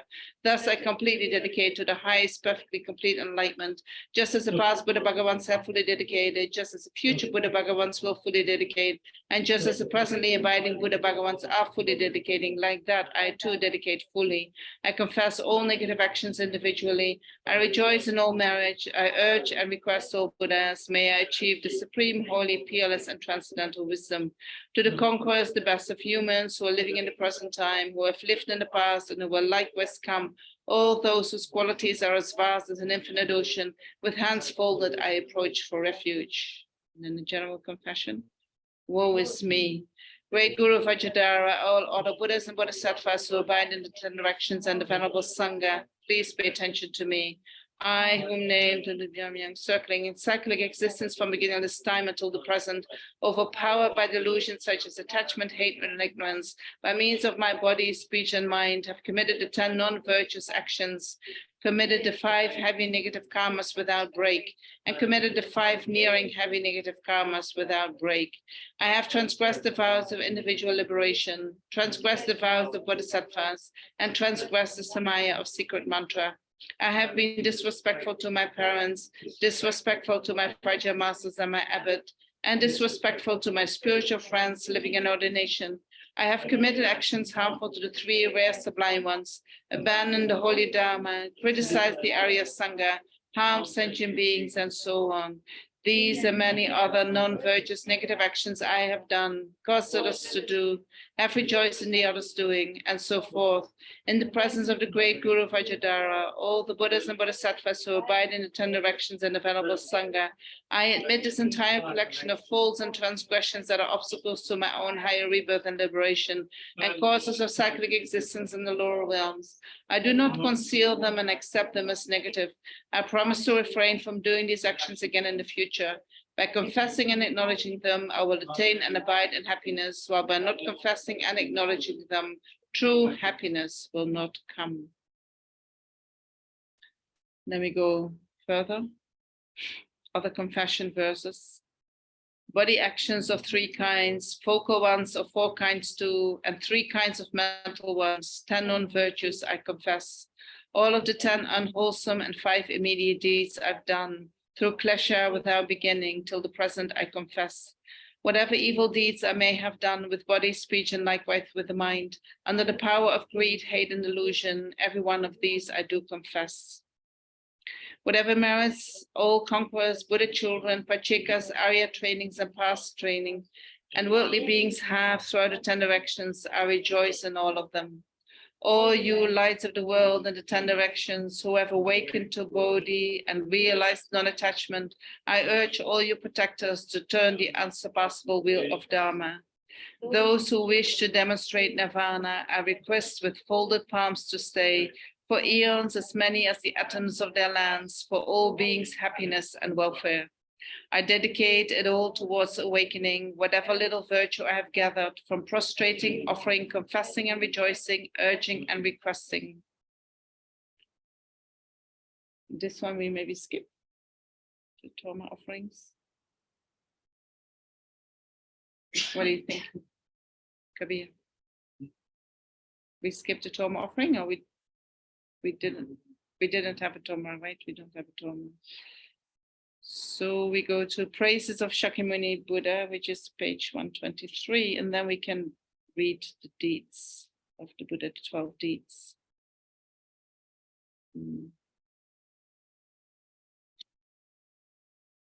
Oops, no, I lost my 29, the deeds of the Buddha.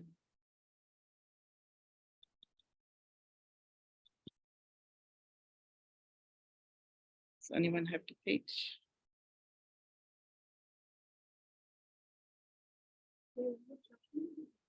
Huh? No, the 12 deeds of the Buddha. 120. Just let me. Page 145.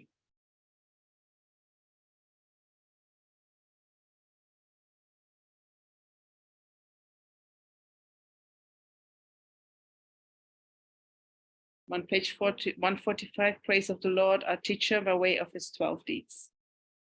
Homage to Buddha Shakyamuni. Through skillful compassion, born in the Shakya clan and conquered one, subduer of Mara's horde, your body shining like a pile of gold, king of the Shakyas, homage be to you. You who first produced the thought of Bodhi, then completed both accumulations, merits and wisdom with fast deeds, becoming beings protector in this age, I'll praise. Knowing, O tamer of gods, it was time to tame us. You came descending from heaven as an elephant, saw your cast and entered in the womb of Queen Maya, homage to this deed. When 10 months completed, you were born, Shakya Prince, in fortunate Lumbini growth. Supreme marks honored by Brahma and Shakra confirmed your body lineage, homage to this deed. As a powerful youth lying among men, you showed your skill in Anga Mangada, put an end to men of pride, and had none to match you, homage to this deed. By skillfully means, you conform to the laws of the world, and for avoidance of blameworthiness, you rule, possessed of female retinue, homage to this deed. Seeing samsaric doings had no essence, you left your home, and going in the air, gave yourself the going forth before the quiet, pure sanctuary, homage to this deed. Thinking to reach enlightenment through effort, you practiced for 6 years austerities on Niranjana's bank and perfecting energy, one highest dhyana, homage to this deed. To make worthwhile your efforts without beginning, sitting beneath the Bodhi tree in Magadha, in unshakable posture, you fully awaken to perfect Bodhi, homage to this deed. Swiftly observing beings with compassion in holy places like Varanasi, you turn the wheel of Dharma, sitting disciples on the three vehicles, homage to this deed. To put an end to evil opposition at Gaya and Banga, you subdue the Maras, Devadatta, 6 Tirtika teachers and others, sage victorious in battle, homage to you. With qualities unmatched in the three worlds, at Shravasti you showed a mighty miracle, worshipped by all beings, divine and human, spreading the doctrine, homage to this deed. To exhort the lazy to be quicker at the pure side Kusinagari, you destroyed your deathless Vajra-like body, entering Nirvana, homage to this deed. So future sentient beings could gather merits, and because really there was no destruction, you manifested many relics there, remains in 8 portions, homage to this deed. To the virtue of praising briefly thus the manner of the deeds of the Lord of the Doctrines Master, may the conduct of all migratory beings be similar to the Sugata's own deeds. As your body is Tathagata, as your entourage and length of life, Buddha land and supreme marks, so may mine and others become too.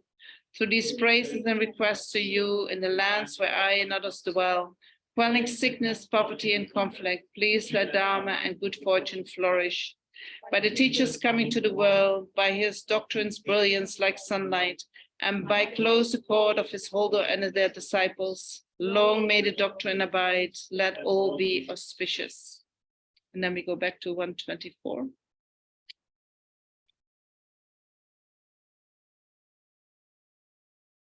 Actually, 125, the foundation of all good qualities.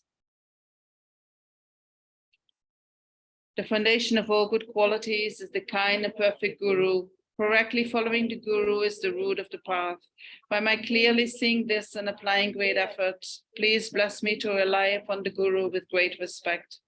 When I have discovered that the precious freedom of this rebirth is found only once, is extremely difficult to find again, and is greatly meaningful, please bless me to unceasingly generate the mind, taking its essence day and night. This body and life are changing like a water bubble. Remember how quickly they perish and death comes. After death, just like a shadow follows the body, the results of black and white karma follow. When I have found definite conviction in this, please bless me always to be conscientious and abandoning even the slightest collection of shortcomings and in accomplishing all virtuous deeds. When I have recognized the shortcomings of samsaric perfections, there is no satisfaction in enjoying them. They are the door to all suffering, and they cannot be trusted. Please bless me to generate a strong wish for the bliss of liberation. Through my being led by this pure thought, with great remembrance, alertness, and conscientiousness, please bless me to make individual liberation vows, the root of the teachings, my essential practice. Just as I have fallen into the sea of samsara, so have all mother transmigratory beings. By my seeing this, please bless me to train in supreme bodhicitta, which bears the responsibility of freeing transmigratory beings. Even if I develop only bodhicitta, without familiarizing myself with the 3 types of morality, I cannot achieve enlightenment. By my seeing this well, please bless me to keep the vows of the sons of the victorious ones with fervent effort. By my having pacified distractions to wrong objects and correctly analyzed the meaning of reality, please bless me to quickly generate within my mind stream the unified path of calm abiding and special insight. When I have become a suitable vessel by training in the common path, please bless me to immediately enter the holy gateway of the fortunate beings, the supreme of all vehicles, the Vajrayana. At that time, the basis of accomplishing the 2 attainments is keeping my vows and samayas purely. When I have gained effortless conviction in this, please bless me to protect them even at the cost of my life. Then, when I have realized exactly the vital point of the 2 stages, the essence of the tantric sets, and I'm enjoying the yoga of the 4 sessions without effort, without being distracted by non-meditation objects, please bless me to accomplish these accordance to the teaching and the holy beings. Thus may the virtuous friends who reveal the noble path and the spiritual practitioners who correctly accomplish it have long lives. Please bless me to pacify completely the collection of outer and inner obstacles. In all my lives, never separated from perfect gurus, may I enjoy the magnificent Dharma, and by completing the qualities of the grounds and path, may I quickly attain the state of Ajadara. And then we dedicate.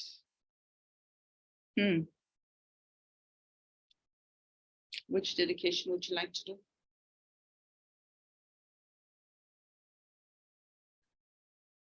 There are heaps of dedication prayers.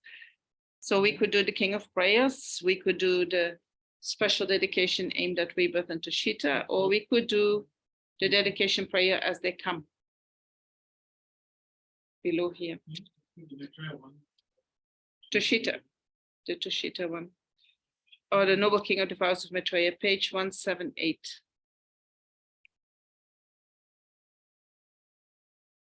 Mm. 178.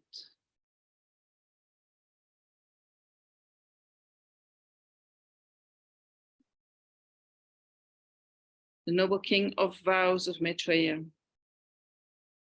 To all Buddhas, I pay homage. To the Bodhisattvas, those seers with the divine eye, and the hearers, I pay homage.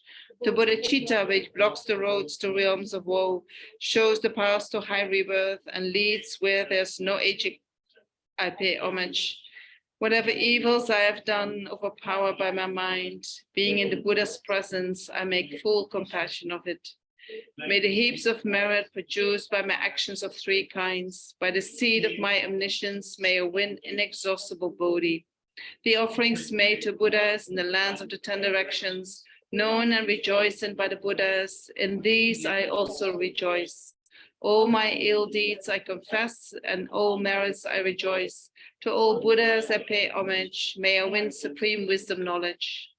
Bodhisattvas dwelling on the 10 stages and places of the 10 directions, I urge you, wake to supreme Buddhahood. Having subdued Mara and his host and wakened to supreme Bodhi, turn the wheel of Dharma for all creatures' benefit. With the sounds of Dharma's drum, set free suffering sentient beings. Please abide for millions of eons, past thought, teaching Dharma. Best of bipeds, please perceive us, sinking in attachment's mire, bound fast by the cords of craving, held captive by all the bonds. May you, Buddhas, not despise those with dirts upon their minds, friendly minded towards beings, save them from becoming sea. Following the perfect Buddhas who are present and who are past or future, let me train, practicing the Bodhi conduct. Let me complete the 6 perfections and free beings in 6 realms, realize 6-fold supreme knowledge, and reach highest Buddhahood. Let me realize the law of emptiness. There is no birth, no arising, no nature, no object, knowing, or essence. Let me realize the law of no self, as with great ascetic Buddhas, there is no sentient being, no life, person, or nourishing. For all beings good, let me give, not having avarice, taking my stand on no thing, not grasping an I or mine. Since things do not exist, let my goods come themselves. By destroying everything, let me complete the perfection of giving. Let me have pure morals with faultless morality of rules, and by morality without conceit, complete the perfection of morality. Like the elements of earth, water, fire, or air, not saying, without patience or anger, let me complete the perfection of patience. To the enemies taken on energy, steady, joyful, and not lazy, let me, strong in body and mind, complete the perfection of energy. With illusion like samadhi, hero's course, samadhi, and vajra like samadhi, let me complete the perfection of absorption.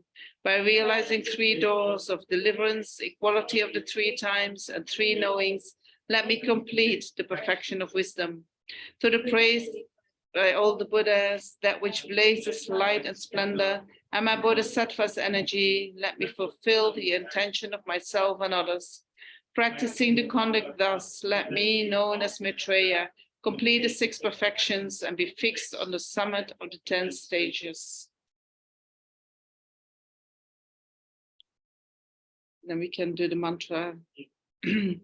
Namo Ranatrayaya, Namo Bhagavate Shakyamunaya, Tathagataya, Arate Samyak Samudaya, Tayata Om Ajite, Ajite, Aparajite, Ajisana Hara Hara Metri, Avalokite Kara Kara Mahasamaya, Siddhi Para Para Mahabodhi Manda Bitsa Mara Mara Imakam Samaya, Bodhi Bodhi Maha Bodhi Soha, Om Mui Mui Ma Mui Soha, Om Muni Muni Mara So.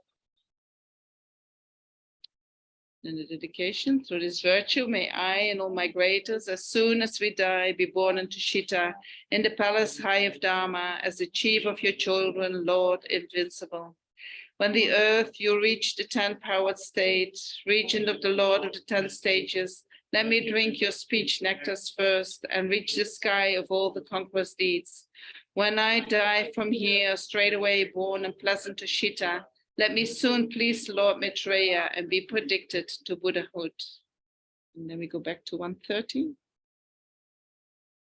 to finish it off with the last dedications.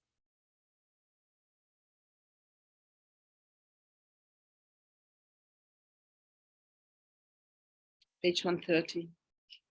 Today, before the deity host of Conqueror Shakyamuni and their retinue here invoked, collecting the past lives and biography of the Tathagata Shakyamuni, I have with great devotion paid homage and made offerings to them, confessed my sins before them, rejoiced in virtue, exhorted and made requests to them, and so forth. By the force of whatever merit I have thus created, and of their power, glory, and inspiration, may the precious doctrine of the conqueror and the second conqueror spread and flourish for a long time.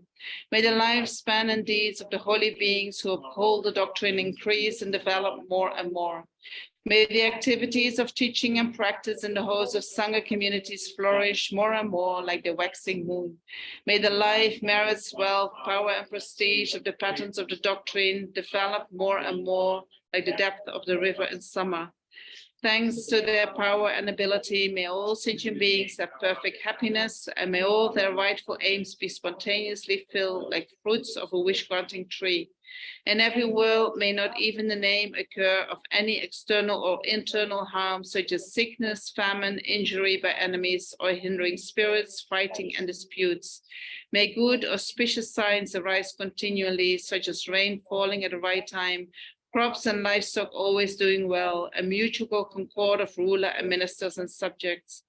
May I and all other sentient beings always pass our time solely in wide, wholesome activities, such as honoring and worshipping the 3 jewels while holding them superior, living in morality of the 10 virtues, teaching and learning about the 3 collections of scriptures, and practicing the 3 trainings. Thanks to the power of this, may we never be reborn in 8 importune states, such as the 3 ill destinies, but obtain a succession of excellent human rebirth in which we can follow the good path. In particular, when the time for dying from this life draws near, may an intense faith focused upon the regent, the invincible Lord Maitreya, and his children manifest in us, and dying without the slightest suffering of body and mind, may we take birth miraculously from the previous special slaughter in Yiga Chutsen and Tushita. As soon as we are born there, may we see directly the faces of the conqueror Lord Maitreya, the Bodhisattvas Gaganamala, and the Venerable Manchi Brother, and the other many Buddhas and Bodhisattvas, and receive infinite advice and instructions from them. May we understand their meaning correctly and put it into practice, so that a special path, such as detachment, bodhicitta, and the right view arise in our minds at all times. Through this, when the regent, the invincible Lord Maitreya, displays the deeds of the supreme Nirmanakaya on earth, may we be born as the first of his retinue, enjoy insatiable the nectar of his body speech, and receive the prophecy of our highest supreme awakening.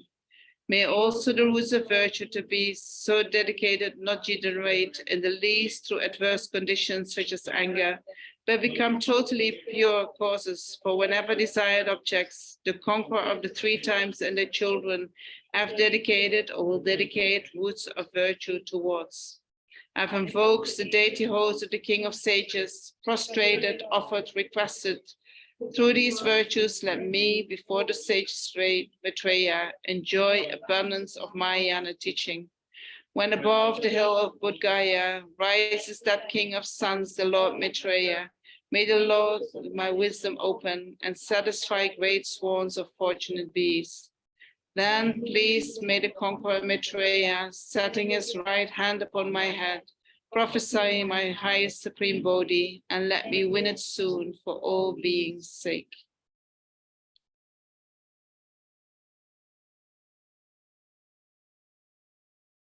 Then we can finish off. To the Lords, page 135. To the Lords of the doctrine, the Bhagavan teacher, and hosts of root and lineage gurus, Buddhas, Bodhisattvas, hearers, Prachika Buddhas, protectors, with my three doors I pay homage and great devotion. On this occasion of making homage, offering and request to the deity host of the peerless king of the Shakyas and their retinue, we sentient beings of an evil time, of vile, impure behavior, because of recklessness and not having things, have made errors and mistakes, such as conduct of body, speech, and mind, that is mingled with defilements, small, poor, and unclean offerings, and inability to perform the rite exactly. We ask the teacher, the king of sages, and the other greatly compassionate Arya beings to be patient with all this. Will you please think of us compassionately, accept us forgivingly, and consent to grant inspiration, so that now and henceforth it may not be an obscuration for us. You do all that's good for beings and grant cities in accordance. Please go to your Buddha lands, but come back later again. Greatly compassionate Lords, it is good that you benefit us and all sentient beings, but please go miraculously with your retinues to your respective lands. And then the verses of auspiciousness. Page 137. Possessor of perfection like a golden mountain, a Lord of the three worlds who's left the three defilements, a Buddha with eyes resembling full-grown lotus petals. This is the first auspicious good sign for the world. The highest of what he has taught, unshakable, famed in the triple world, honored by gods and humans, the most superior Dharma calming every being. This is the second auspicious good sign for the world. An excellent Sangha rich in wealth of righteous learning, an object of worship for gods, men, and asuras, the best assembly base of conscience and prosperity. This is the third auspicious good sign for the world. Highest, best teacher, greatest of the great, Son, Lord of the Dharma, conqueror, through your inspiration, quell harmful foes, the maras, and all kinds of hindrance, day and night, be our auspicious seed of prosperity. Highest, best Dharma of true reality, nectar of true Dharma, truth. Through your inspiration, free us from faults, let our good collections develop. Day and night, be our auspicious seed of prosperity. Sangha, shining splendor of precious qualities, Buddha children, true helpers. Through your inspiration, quell our defilements and sufferings, the foe that torment us day and night. Be our auspicious seed of prosperity. Giving charity, keeping of morality, practice of patience, undertaking energy, concentration, realizing true mode of being, let us here and now have the blessing of the six. Living a century, seeing 100 teachers, long life, health, and perfect happiness, expertness in the supreme vehicle, let us here and now have these auspicious things. And then we can do His Holiness long life prayer.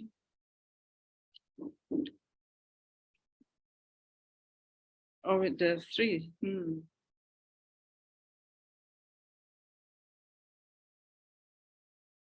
So the first two verses. Incomparable, kind, and supreme Tenzin Gyatso, the wish-granting, wish-fulfilling jewel, source of every single benefit and happiness in this world.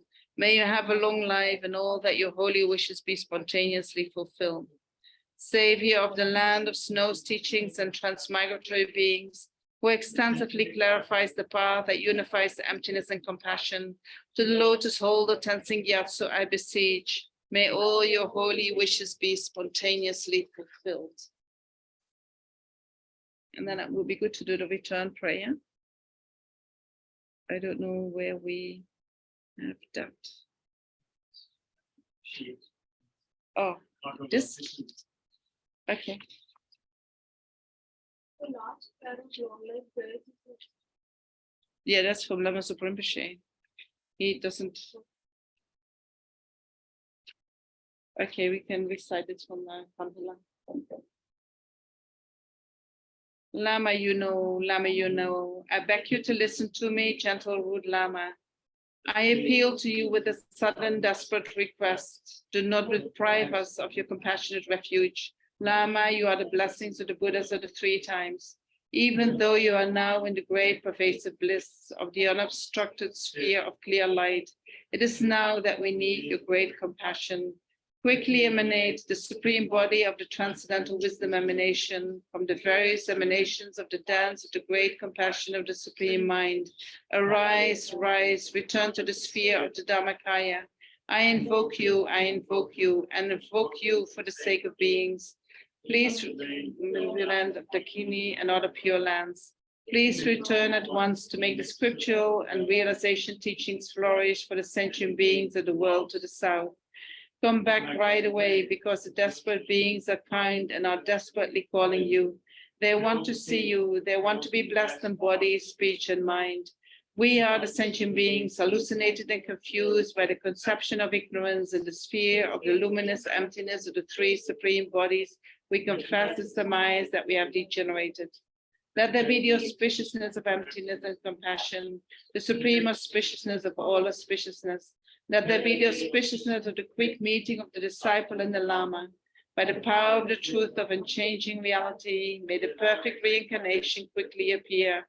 I, the Dakini, with pure faith and sorrow and weeping and despair, due to the blessings of the 3 roots, may the wishes of this beggar be fulfilled. Object, subject, and action in the sphere of the reality of luminosity and bliss. Amen.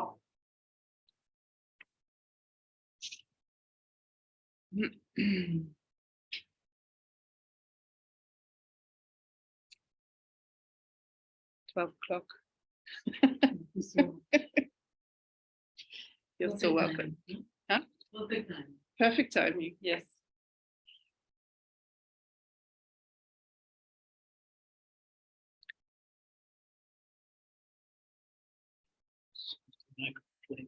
Oh, thank you.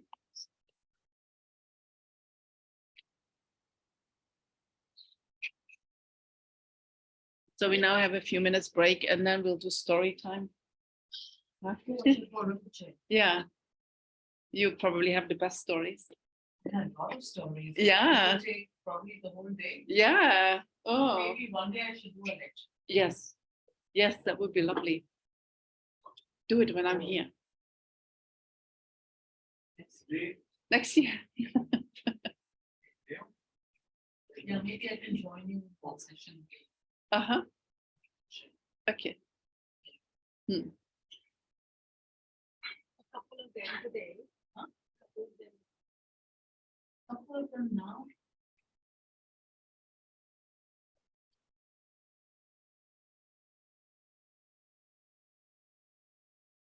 Maybe your favorite story. Maybe. Can I give you the computer? Can I give you the computer? Because people are online. Can you give her the computer?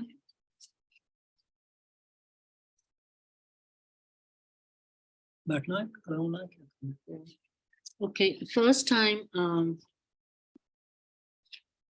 when I had an audience with the Venerable Lama Zopa Rinpoche.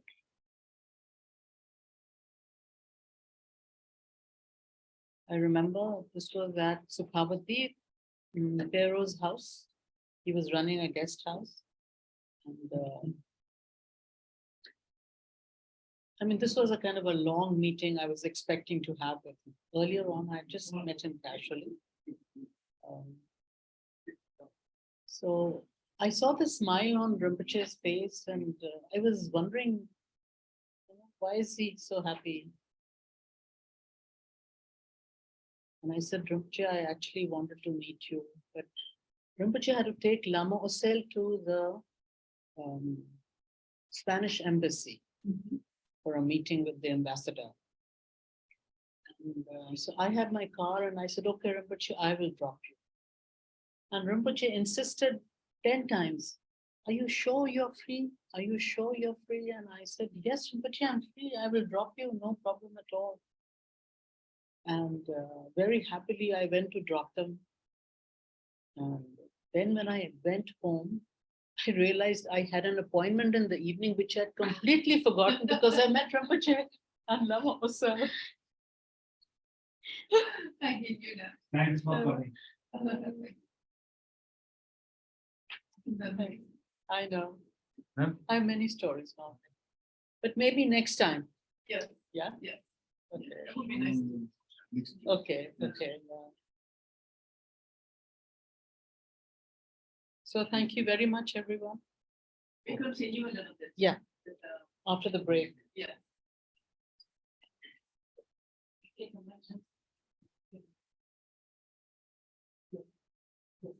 I can.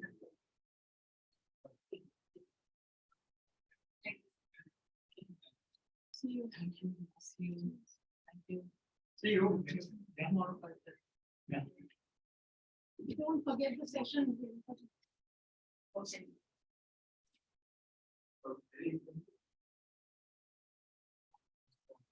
We'll continue, yeah? So how should we do it? What shall we do? Because you have stories, maybe other people have as well. I can give a few anecdotes. Sorry, we're in the middle of a food fest. When we've done that, I can have some more reminiscences. Some people online also probably have things they can say.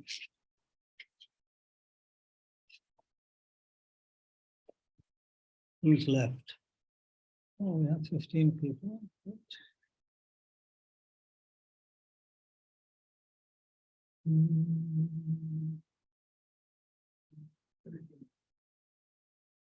Okay, everyone. Oh, good to see a lot of friends. Khanna Saab, Naveen, Debbie, Ajirji, Lavi, Neil, Sunita, Anshu, Mazumdar, Maya Joshi, Ranjit Ji, Surabhi, and Mr. Roy. Welcome, everyone. So, yeah, I met Lama Rinpoche first in 1979, and he scared me because he was so thin and big eyes, very ascetic. He didn't eat much. Lama Yeshe had to often tell him, Zopa, Zopa, eat more, stop talking so much, things like that. Lama would say to him because Rinpoche would go on and on and on in his very ascetic fashion. So, yeah, the first teaching I received from Rinpoche was on the 5 degenerations, which is very appropriate. 5 degenerations of this era. And what I remember also, his impish sense of humor.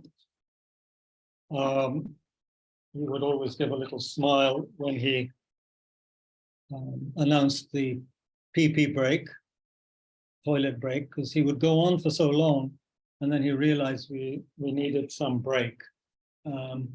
Sometimes he would forget to give the PP break, and then it was quite painful. One also, if I remember the first Kopan course that I attended, I mean the only one, Rinpoche is teaching a lot, and he was very uncompromising as ever.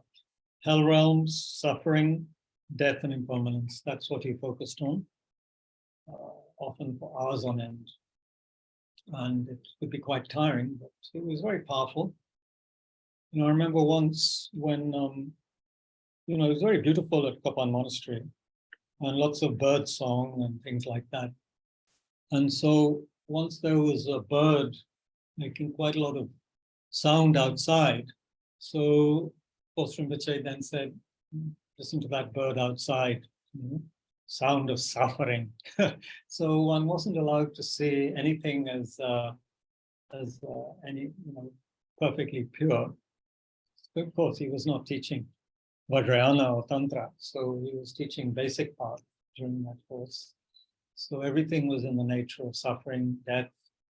We had to be careful to avoid the karma, to be reborn in the lower realms. All of this was there. So these are just a couple of things. There are many, many things I could remember.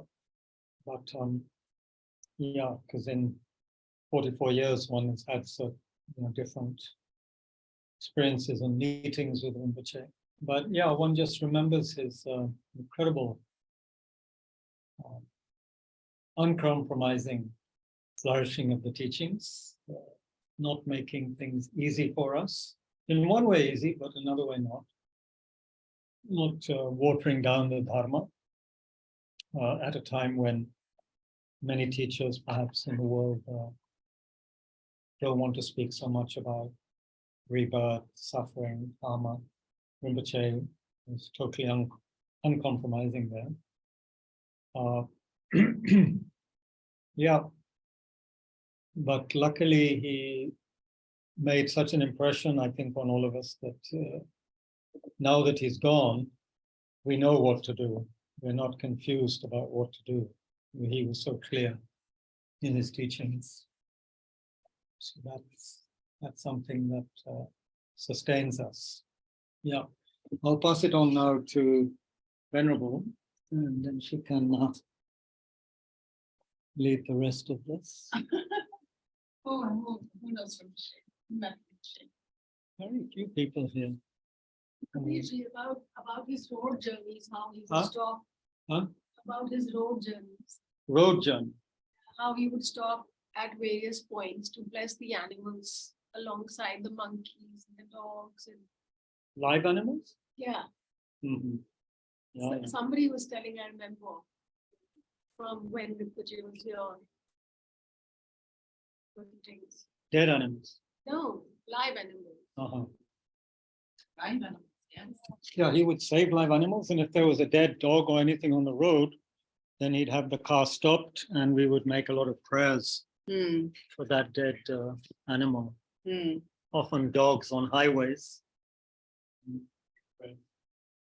He was also concerned with the animals that would die on the screen, right? On the car screen, the car, the window of the car, right? When you drive.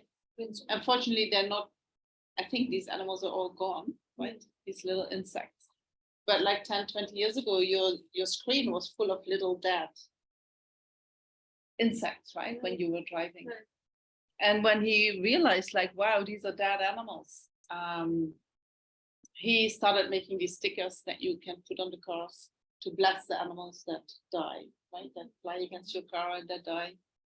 But I also heard that when they didn't know what is that, what is that on the screen, and people said these are actually dead insects. And then he, if I remember the story right, they were driving a long road, and there were actually not that many insects on the screen, and they thought, what's going on? They said, Rinpoche, actually today there are not that many. And he said, no, he was visualizing himself as Chanvezing, standing in the car outside to protect all sentient beings from being hit by the car. So very brave. He was not really standing, he was visualizing himself. Right? Yes. And we can all do that when we are in the plane, or when we are, that we are Chanvezing there, taking care of all sentient beings when the plane gets. Sorry? He had come in 5-6 years before. 2015. Yeah, come a little bit closer if you have a story. You have to come and tell the people online also. No. This is a story of 5-6 years ago. This was 2015, and Lama Zopa Rinpoche, I thank him, and Kapilji, of course, and the center. He had cured my tennis shoulder What did he do? because I didn't warm up before starting playing. It's very essential to warm up at least 15-20 minutes, or maybe half an hour also, before starting to play the match. I didn't warm up, I just went straight and started service, trying to hit faster serves. But then my shoulder So luckily, Lama Zopa Rinpoche was here for, I think, 1 day, the morning to afternoon, evening, and I got cured because he answered a question of one lady, Ms. Pitney, who used to stay in Delhi. Unfortunately, she also left us, and she had asked a question, very simple. He answered for 90 minutes. I was sitting right there, and this room was full of public people. disciples and at least like 50 people. This room was full of 50 people, mind you, and my shoulder kept twitching, but I was cured within 90 minutes. Wow. That was a amazing. real miracle. Amazing. So I Amazing. thank him and his spirit. Fantastic. Rinpoche circle, that aura. Aura. Close to him, right? Yeah. You were there too? Right. About the aura part here. I must have been if it is going to. You were here. You remember? Not this story. What do yeah, you I remember? being here for a few days, 5 or 6 days. And the teachings would go on till late at night. Yeah. And there was no time for dinner, or Rinpoche was not a very timely person. He would go on teaching. Yeah. So You know, people, otherwise people can't hear it.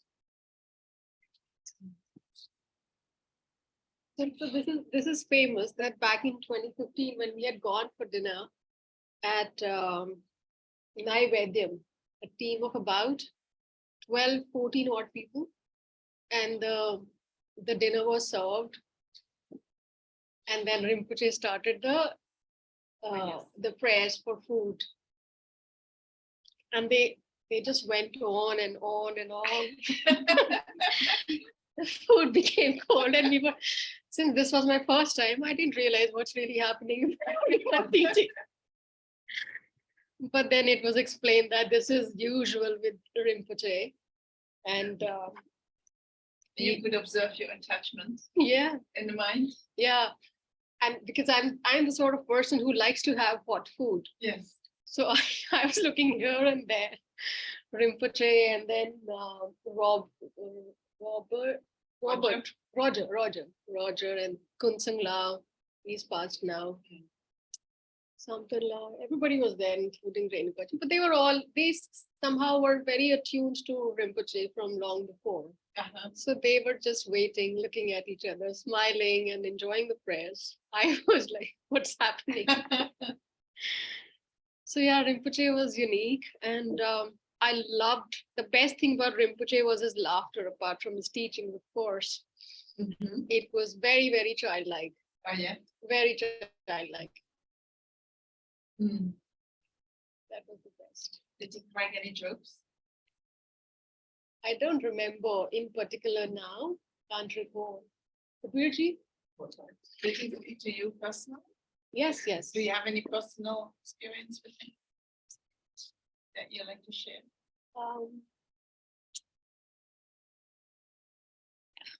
I don't know one. He looked at me once and he asked me, do you smoke? And I said, no. Somehow, maybe I was dehydrated and my lips were kind of purpley, or maybe he saw something. And when I said no, and he started laughing, and I didn't understand really why. That's all. And he gifted me the medicine Buddha Tanka. Blessed me with that, really. So that was very fortunate.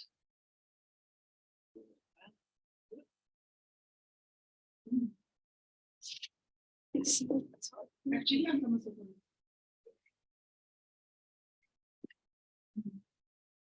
Gentleman. No, next to you. You have met Lama Zopa Rinpoche. Anywhere. Never? Most people haven't met Rinpoche. Any of you? No. Online, you can ask people online to share. They could, yeah. One thing, on journeys, Rinpoche would stop at the places, and buy things for people, teddy bears, whatever he felt. He would check what would be nice for someone, and he would make an observation, buy things. Many years ago, he would often give me a pair of brand new socks at Gaya railway station. He would see the holes in my socks and give me a pair of socks. So that was very nice. Yeah, always considering what he could give to people that they needed. Yeah. Anybody online before Venerable has another go? Anybody? Ranjit ji, you have multiple meetings with Rinpoche. Wazir ji.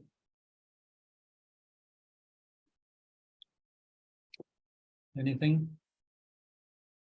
Oh, hold on. Can you? I'm allowing you to unmute yourselves. Anybody have any? Or is that Sanjay Manaktala? You may have some reminiscences of Rinpoche.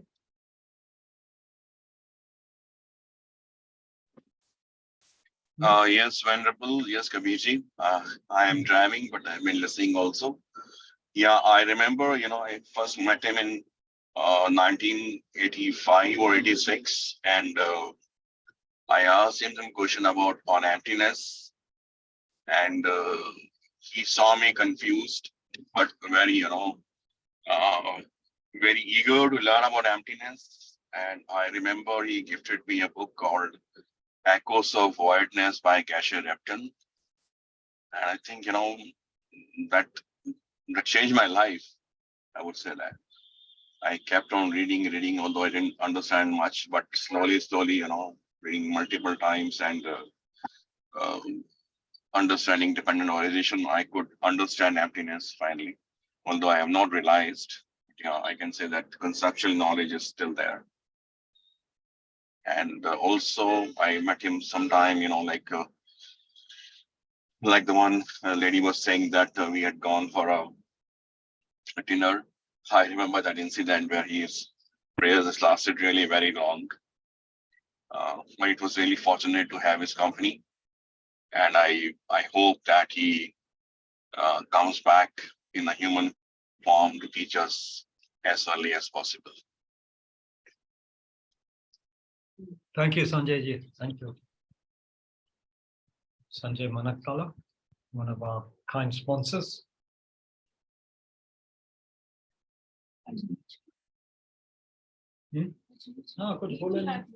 Ajir ji, anything to say? Ajir ji, currently in Melbourne.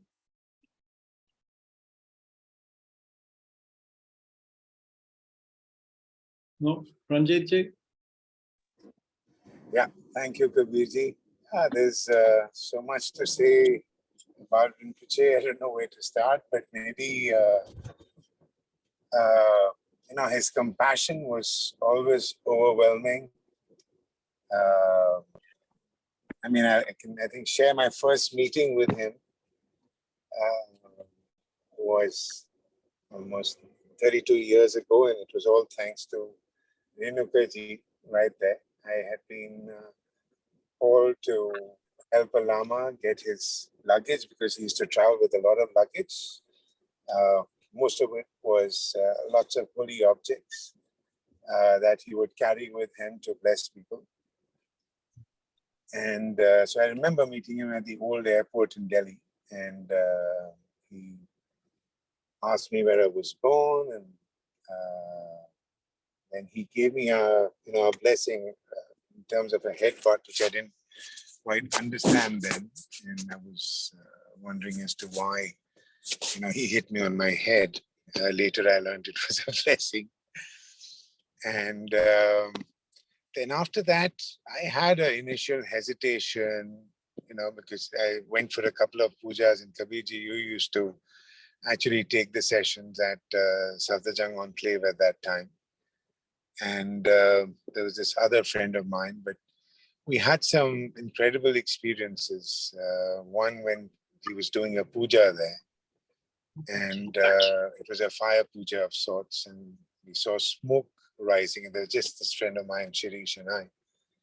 And the smoke rose from the floor upwards, and we couldn't see anything, and we couldn't even see Rinpoche, and the feeling was just overwhelming.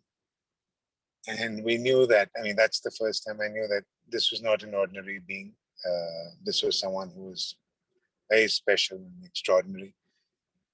And I think from the first meeting onwards, there was a connect, and that bond just grew stronger every time, over time. And I was fortunate to see him the last time in November when he was here in Delhi. I got to spend 2 hours, and I think which is very fortunate.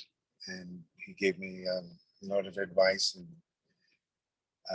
which I now hope to follow. And he has given us a lot of responsibility. Let's hope we can maintain all the Dharma centers in accordance with his holy wishes and make sure that they are there and flourishing and growing and helping all sentient beings, just as Rinpoche would have wanted, till such time that he's back again and can guide us again.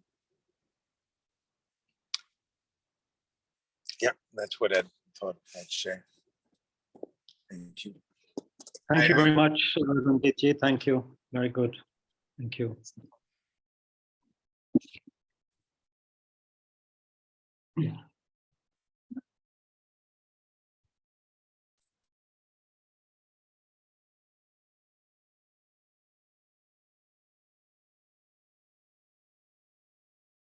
I'm not sure what to share. There's so many.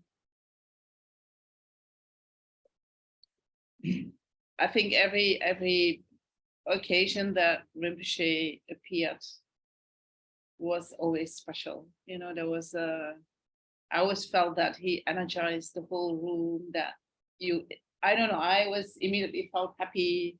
I immediately felt that all my questions were gone. And you're just enjoying what is not just enjoying is a too simple word, but I feel that because of his energy, I was so fully present when he was there, you know. Then all the questions that go on, oh, you're just with him all the time, listening what he's saying, observing what he's doing. And I thought he was always very magical somehow. I met Rinpoche, my meeting with Rinpoche, I met Rinpoche, I went in 1994 to Tibet, not deliberately, but it just happened.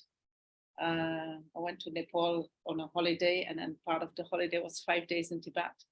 And while I was in Tibet, I went to a monastery, I think it was maybe Gunlan Monastery.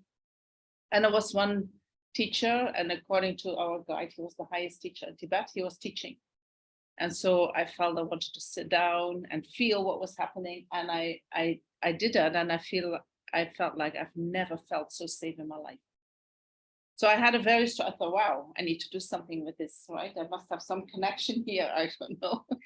I was not looking for anything, and so when I came back to Holland, there were the monks from the Gyuto monks, they were performing somewhere, they were chanting, and I thought, oh, I should go because I have a connection there. Right? So I went, and then after the singing, there were some stands for Buddhists in Holland, and one of them was Maitreya Institute, and they had all these old Maitreya magazines, you know, that they at that time were still printing, and so they handed me a couple. And on one of them, there was this monk with a little monk, and he was putting the little monk in a meditation posture. I was like, I don't know, I fell in love or something. It was very strange. And I thought, oh, I have to meet this monk. I don't know who he is. I don't know if he's an ordinary monk or a special monk. I don't know where he is, if he's in Tibet or maybe in India, but I have to meet him, you know. So, but I was very busy at that time, and I had my own practice, and so no time to even look further, like I also was suffering from a lot of dyslexia. I could not even look into it. Who is he? You know, or look him up. We had no internet at that time, so you couldn't look him up. Or maybe internet was just coming. Yeah. But, anyway, I was very busy with my work, but I would sometimes grab that magazine and stare at the photo. Who are you? Who are you? I have to come and see you. And so a couple of years later, I decided to stop with my work and to sell my house and to go to India. And I wanted to find my guru. And I didn't really connect that to this person on the picture, but I just had the feeling this is what I need to do in order to move forward in my life. So I went to India with my then boyfriend. And I thought my guru was a Hindu guru, right? So I wanted to go to the Hindu places, but he dragged me to the Buddhist places, you know, to Darjeeling and Sikkim, and then later to Dharamsala, just shake hands with His Holiness. I was like, why would you do that? Anyway, we were in Dharamsala, and he had arranged that we were going to be there for 1 month.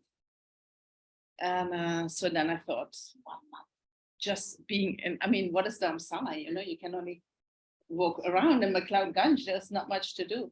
So then I thought maybe I'll do then a Buddhist course, right? Not really what I want, but I'm doing something. And so I went to Tushita, and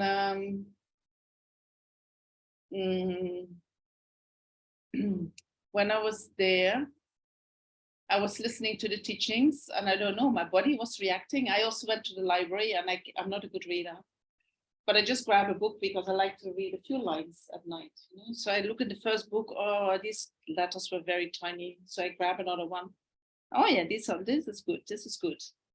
But this book, I would open it, and some lights would go in my mind, and I thought, what's that? You know, this is powerful stuff.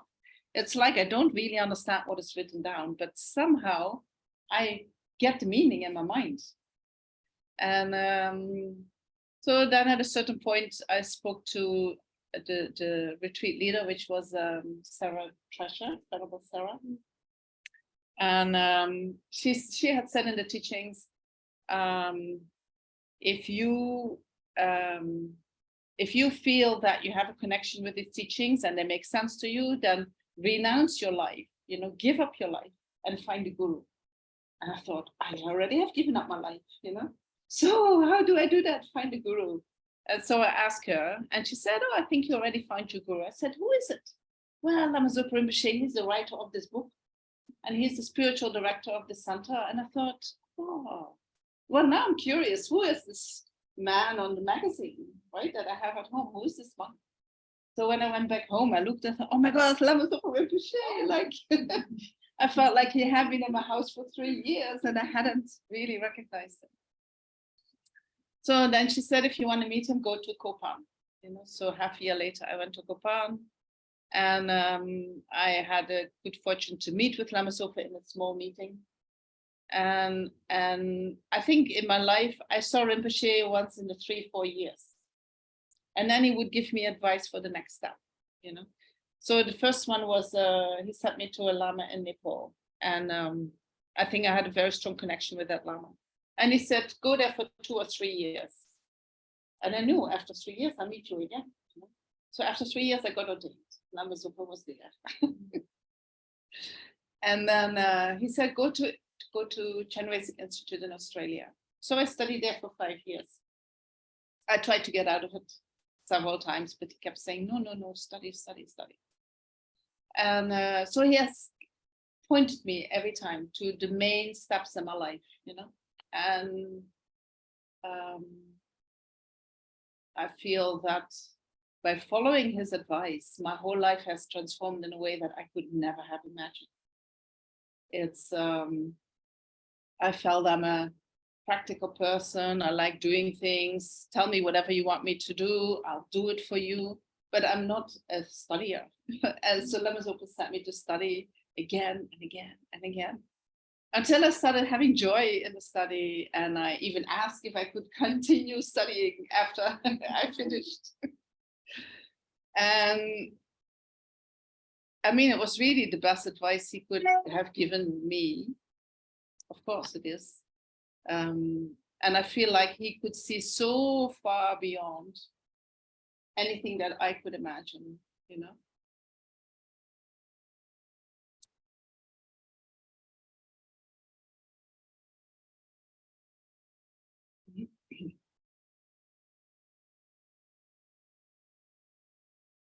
You ever felt his presence after he was born? Even when he was still here, you know, he would appear.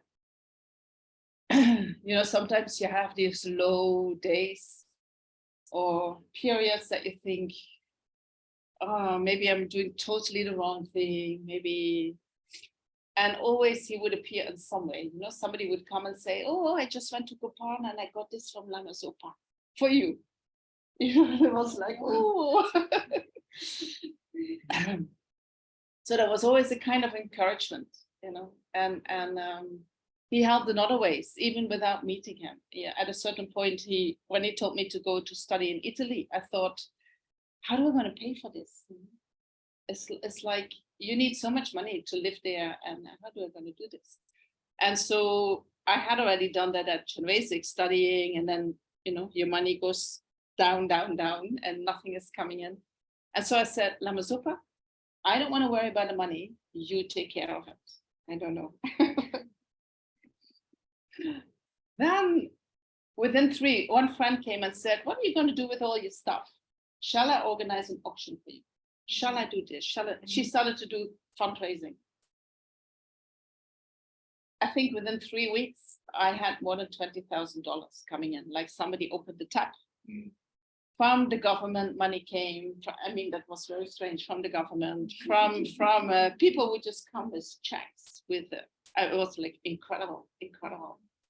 And it's like, how can you, you know? It's like he's just there. He's just providing in all ways. You know, he doesn't have to be physically present for things to happen. You because of your connection and your faith, he's taking care. And if you rely upon that and you trust in that, things are coming, you know, in the perfect way.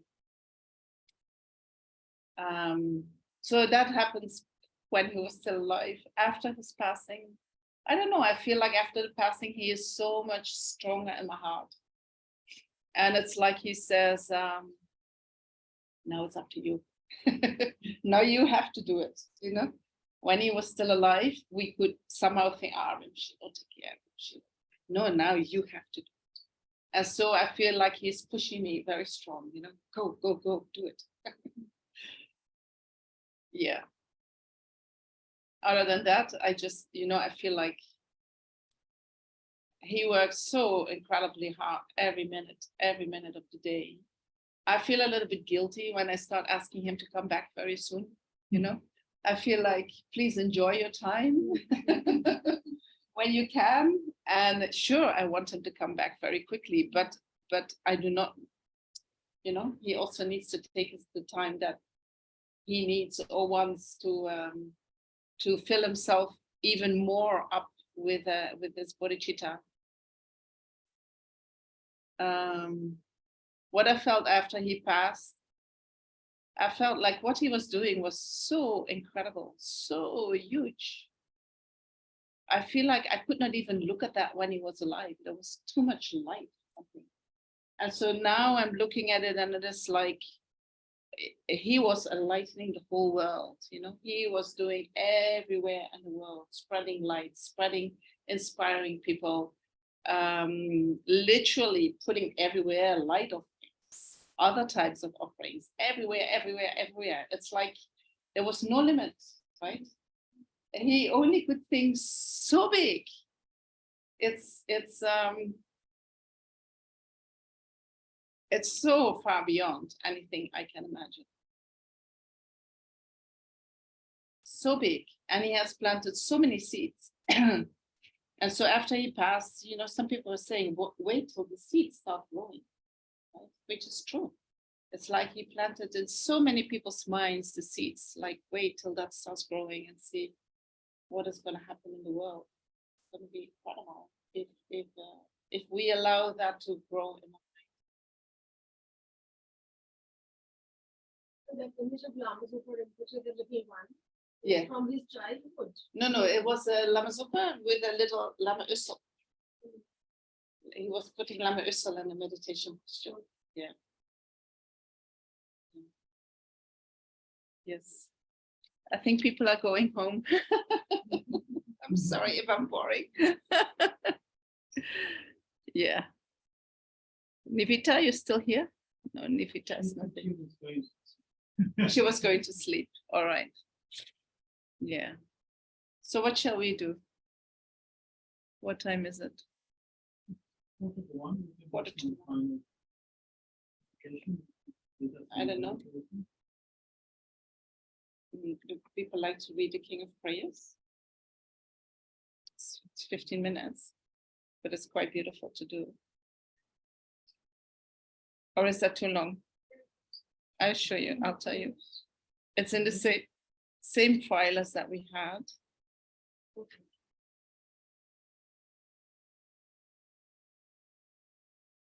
King of Prayers.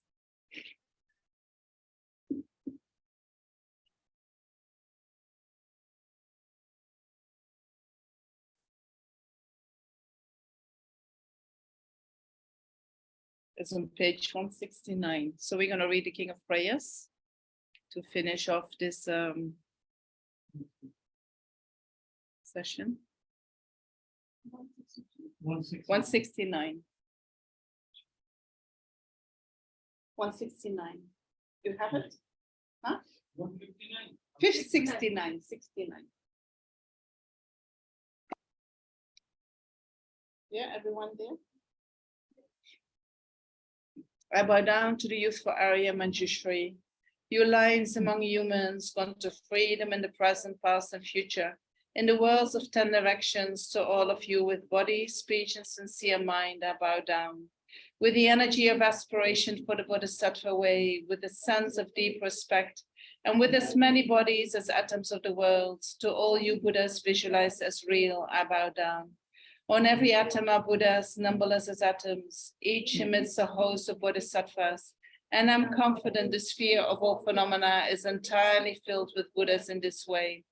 With infinite oceans of praise for you and oceans of sound from the aspects of my voice, I sing the breathtaking excellence of Buddhas and celebrate all of you gone to bliss.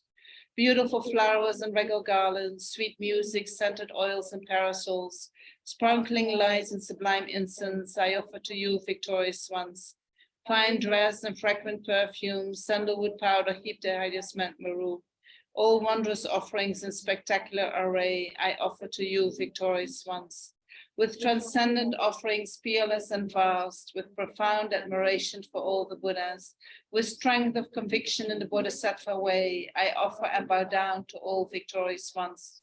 Every harmful action I have done with my body, speech, and mind, overwhelmed by attachment, anger, and confusion, all these I openly lay bare before you. I lift up my heart and rejoice in all positive potential of the Buddhas and Bodhisattvas in the 10 directions, of solitary realizers, hearers still training, and those beyond, and of all ordinary beings. You who are the bright lights of worlds in 10 directions, who have attained the Buddha's omniscience through the stages of awakening, all you who are my guides, please turn the supreme wheel of Dharma. With palms together, I earnestly request, you who may actualize Paranirvana, please stay with us for eons, numberless as atoms of the world, for the happiness and well-being of all wanderers in samsara. Whatever slight positive potential I may have created by paying homage, offering and acknowledging my faults, rejoicing and requesting that the Buddhas stay and teach, I now dedicate all this for full awakening. May you Buddhas now living in the worlds of 10 directions, and all you gone to freedom in the past accept my offerings. May those not yet arisen quickly perfect their minds, awakening as fully enlightened ones. May all worlds in 10 directions be entirely pure and vast. May they be filled with bodhisattvas surrounding Buddhas gathered beneath the Bodhi tree. May as many beings as exist in 10 directions be always well and happy. May all samsaric beings live in accord with the Dharma, and may their every Dharma wish be fulfilled. Remembering my past lives and all varieties of existence, may I practice the Bodhisattva way. And thus in each cycle of death, migration and birth, may I always abandon the householder's life. Then, following in the footsteps of all the Buddhas and perfecting the practice of a Bodhisattva, may I always act without error or compromise, with ethical discipline, faultless and pure. May I teach the Dharma in the language of gods, and every language of spirits and nagas, of humans and of demons, and in the voice of every form of being. May I be gentle-minded, cultivating the 6 paramitas, and never forget bodhicitta. May I completely cleanse without omission every negativity and all that obscures this awakening mind. May I traverse all my lives in the world, free of karma, afflictions, and interfering forces, just as the lotus blossom is undisturbed by the water's wave, just as the sun and moon move unhindered through the sky. May I ease the suffering in the lower realms and in the many directions and dimensions of the universe. May I guide all wanderers in samsara to the pure bliss of awakening and be of worldly benefit to them as well. May I practice constantly for eons to come, perfecting the activities of awakening, acting in harmony with the various dispositions of beings, showing the ways of a bodhisattva. May I always have the friendship of those whose path is like mine, and with body, words, and also mind, may we practice together the same aspirations and activities. May I always meet a spiritual mentor and never displease that excellent friend who deeply wishes to help me and expertly teaches the Bodhisattva way. May I always directly see the Buddhas, mastered and circled by Bodhisattvas, and without pause or discouragement for eons to come, may I make extensive offerings to them. May I hold within me the Buddha's genuine Dharma, illuminate everywhere the teachings that awaken, embody the realizations of a Bodhisattva, and practice ardently in all future eons.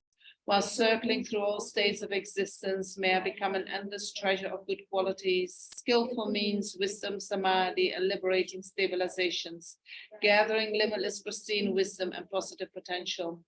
On one atom, I shall see Buddha fields numberless as atoms, inconceivable Buddhas among Bodhisattvas in every field, practicing the activities of awakening. Perceiving this in all directions, I dive into an ocean of Buddha fields, each an ocean of 3 times Buddhas in the space of a wisp of hair. So I too will practice for an ocean of eons.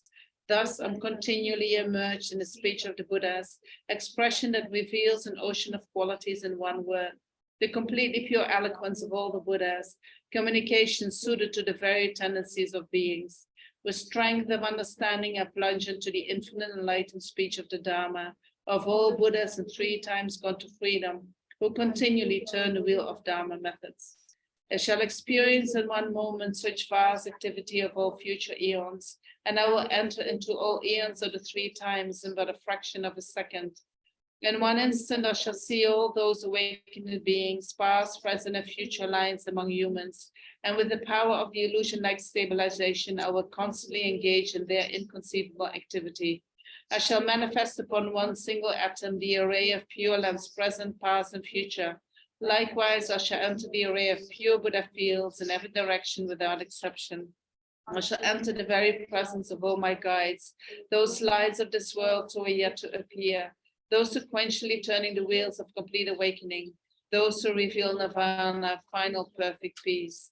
May I achieve the power of swift magical emanation, the power to lead to the great vehicle through every approach, the power of always beneficial activity, the power of love pervading all realms, the power of all surpassing positive potential, the power of supreme knowledge unobstructed by discrimination, and through the powers of wisdom, skillful means, and samadhi, may I achieve the perfect power of awakening, purifying the power of all contaminated actions, crushing the power of disturbing emotions at their root, diffusing the power of interfering forces. I shall perfect the power of the Bodhisattva practice.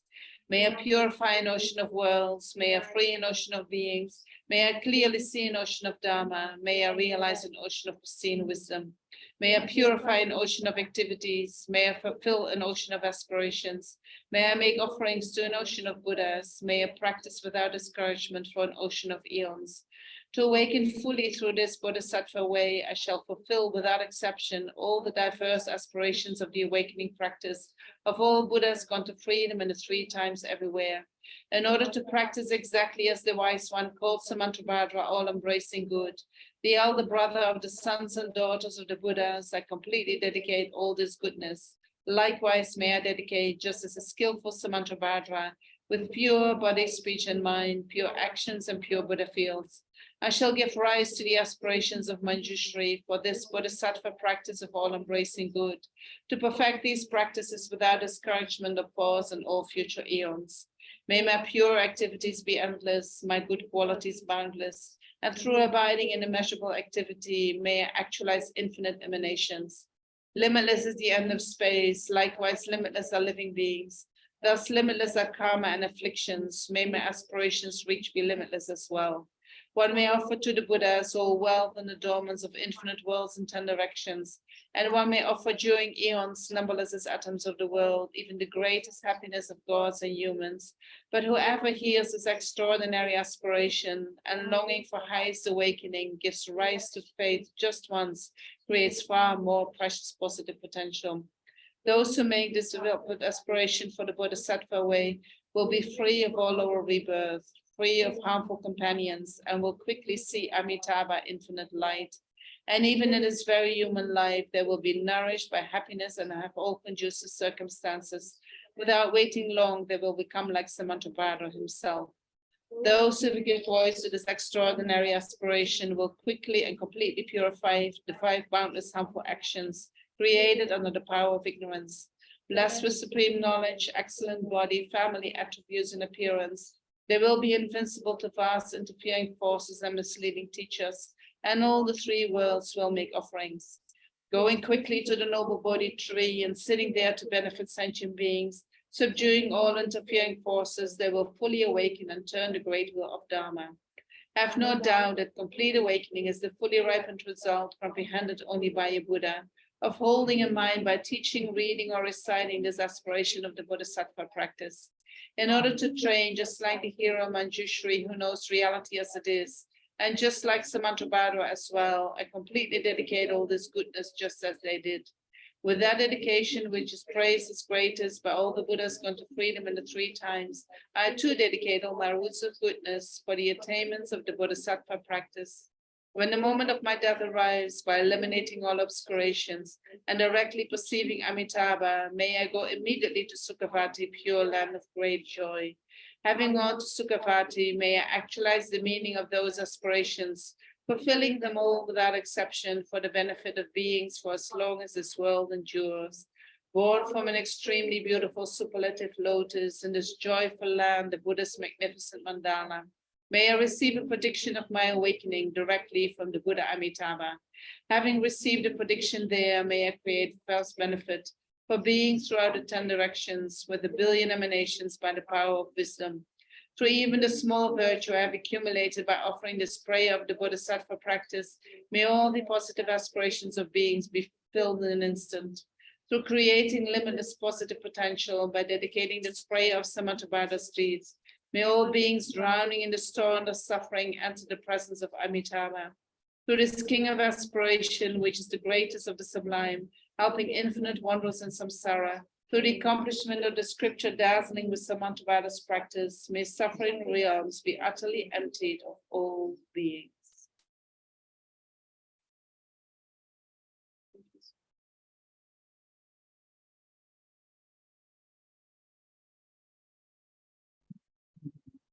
You're very welcome. You want me to finish? Sorry? Online? You want me to finish the online? Thank you so much for being here. Do I have to say something about Monday, or you say no? Thank you, Venerable, and thank you, everybody. You're very welcome.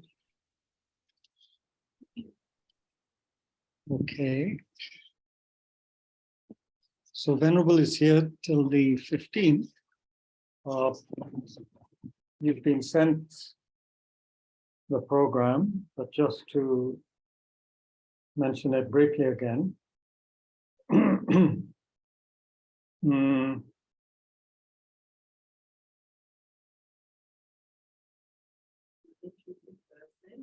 Monday, Tuesday, Thursday. Venerable teaches on Bodhicitta, that's 6:30 in the evenings. Monday, Tuesday, and Thursday. And then on Sunday,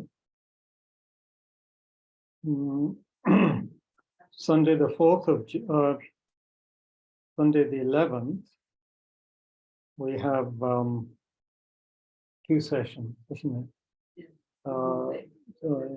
Trying to find compassion for self and others.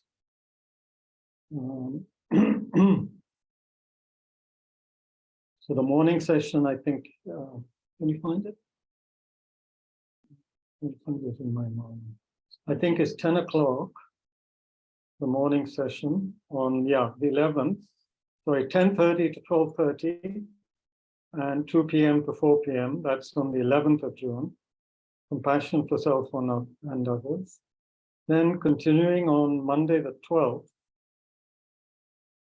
6:30 to 8:30 Bodhicitta teachings, as well as on the 13th. So we have tomorrow, day after tomorrow, then next Thursday, next Sunday, and then Monday the 12th, Tuesday the 13th. Teachings of Venerable. So that's a very full, rich program coming up. Please don't miss it. And then Tushita will be closed for a while, pretty much till August. So please take advantage. Thank you. Thanks very much, everyone.